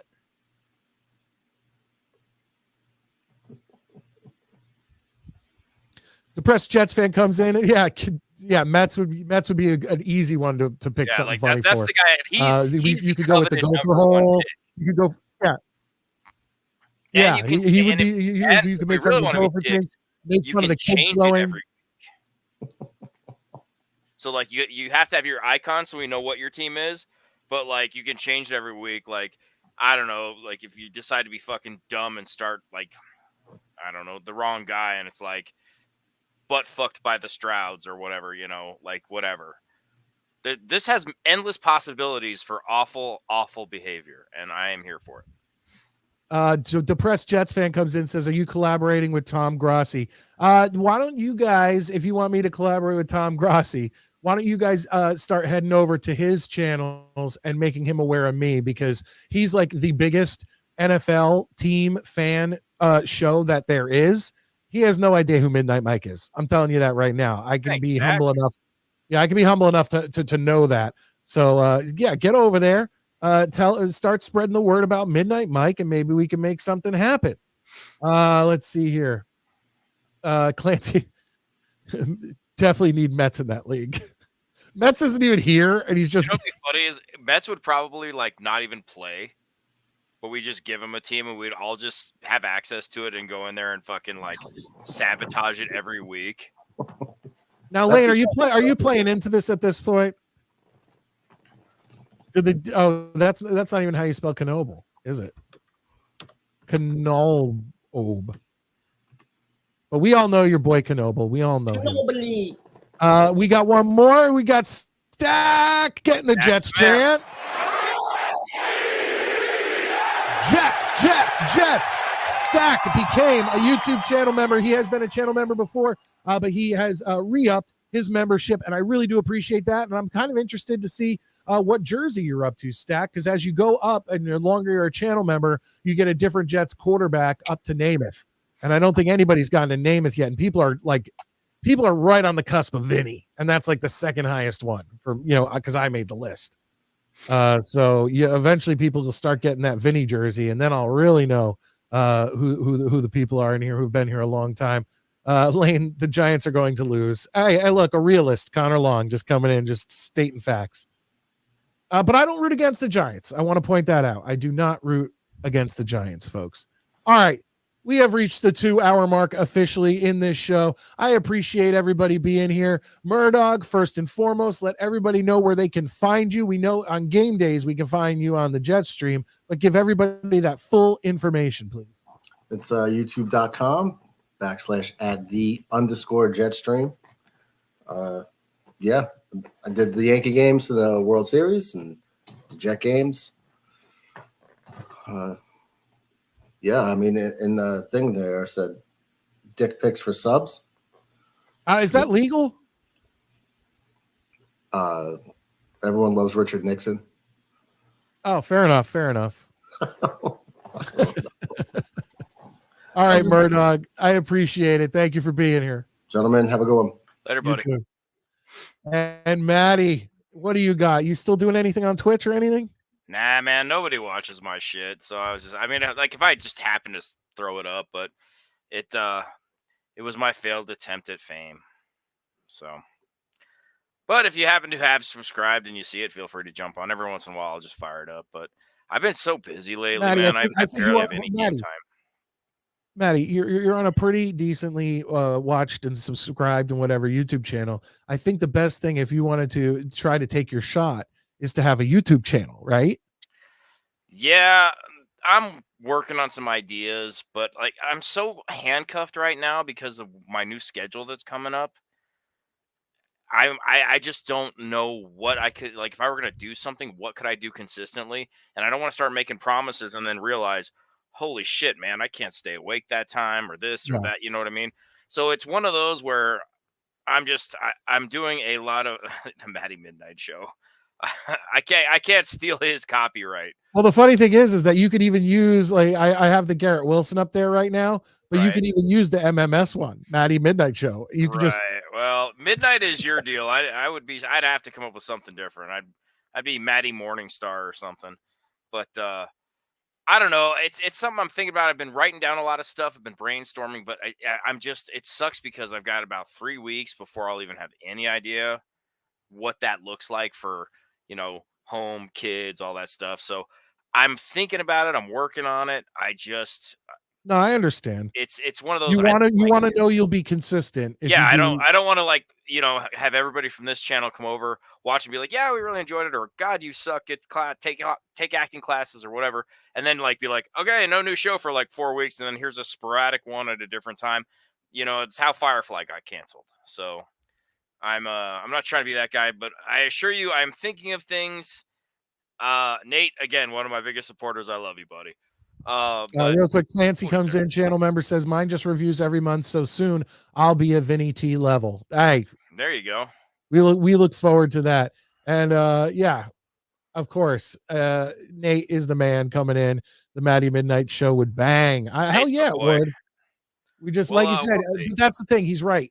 If you're going to start a YouTube channel, the main thing is to be consistent. You have to be, if you say every Monday night at this time, you have to be there every Monday night at this time. Otherwise, yeah, exactly. So we shall see. People dream to have a show as good as Bobby's. I don't know about that. Yeah, right. I mean, popular as Bobby.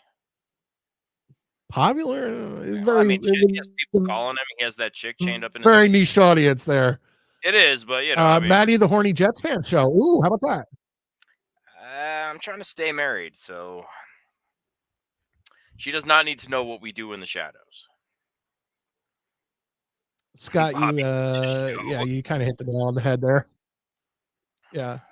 Look, but I love Bobby, and I'm upset he never calls in anymore. When we give Bobby shit, we're not mean. We're not being mean. No, the thing is, here's the thing with Bobby is that Bobby, he'll hear one thing like what I just said earlier. I made a joke about Bobby, or I think last week I made a joke about him being on his period or it being that time of the month. And then he won't hear it. No, but that's the thing, he won't hear it.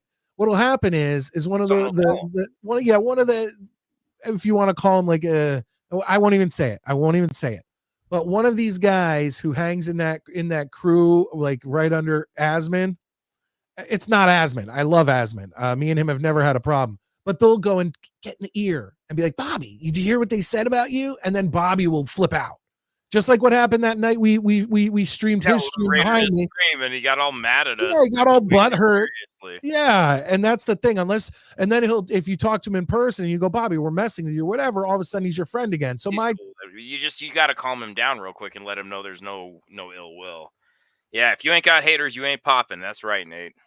And Bobby's show is awesome. Y'all missing out. Nobody's missing out. I've watched Bobby's show several times, and I just can't. I pop into Bobby's show at work all the time. I just don't have time to comment. Yeah, and I don't have time like for the show. It's just like there's other content I need to be or like to watch. Yeah, Bobby, that's Bobby's problem. And I love once again because we love Bobby. It's entertaining. Yeah, we have no problem with Bobby. Yeah, if Bobby calls in, he always gets on the show. You know, can't lie. Bobby gets brought up a lot on this show. It's because you guys. I'm always responding to you guys. I was gonna say half the time we have people in the chat named Bobby's left ball and Bobby's right ball and Bobby's odd third ball, and you know what I mean. So like, you guys are just as guilty of this as we are. Yeah, exactly. So yes, I'm blaming you. It's not me, it's you, which is what I'm going to go to for the rest of my life.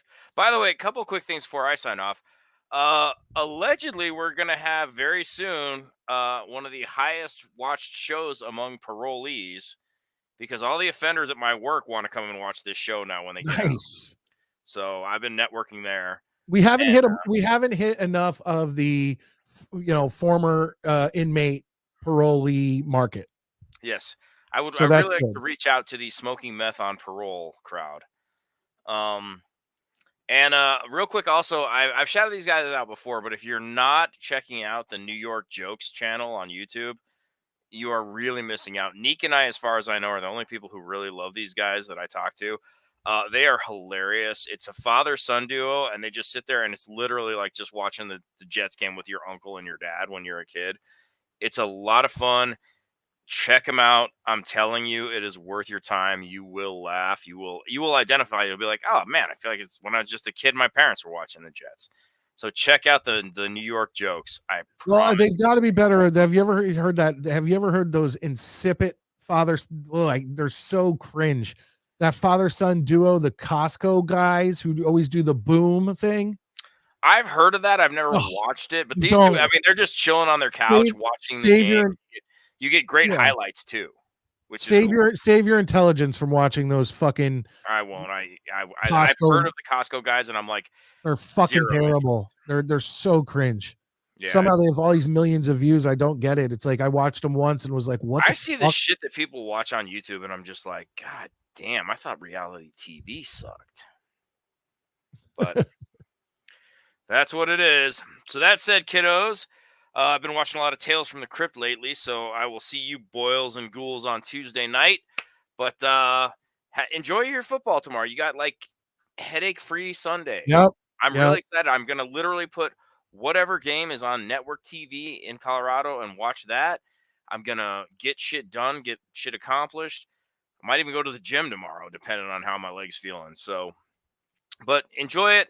Those of you that we talk off screen, feel free to reach out and bullshit with me. I should be around fucking around all day. But guys, thank you for tuning in. Love your eyes, love your thighs, and I will see you on the flip side. Thank you, Maddie. I appreciate it. There he is. That's my co-host, Matty Jets. Go follow him on Twitter at Matty Jets. That's the one thing you can do to help him. And hey, look, we had a great show tonight. I really appreciate all you guys being in here. I love the support. I love all of that. And yes, look, guys, I see all you guys in here. You guys are still talking about Bobby. And look, tell Bobby he's always welcome on my show. Like, I love Bobby. Tell him he's always welcome on the show. Okay. And then, okay, I think that's it. So, ladies and gentlemen, let's hit I'm all thrown off now because it's late and it's a Saturday night and you crazy bastards are all still in here talking and yapping away. Hit the thumbs up on your way out. Comment on the stream if you can remember after I go off. Throw some ridiculous comments on after it goes off live.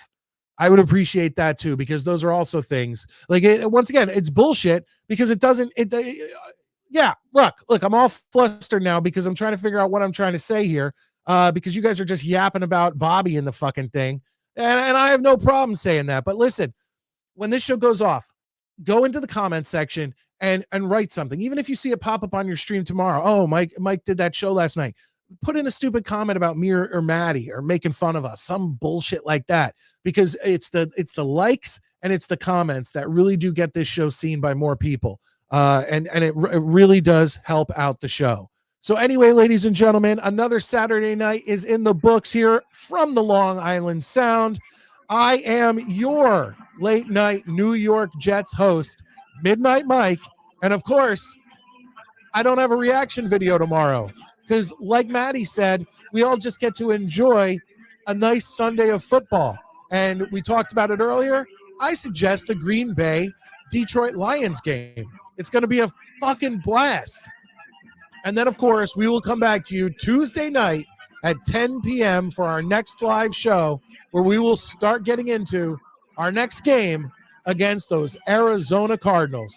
I'm Midnight Mike. I can't wait to see you next time.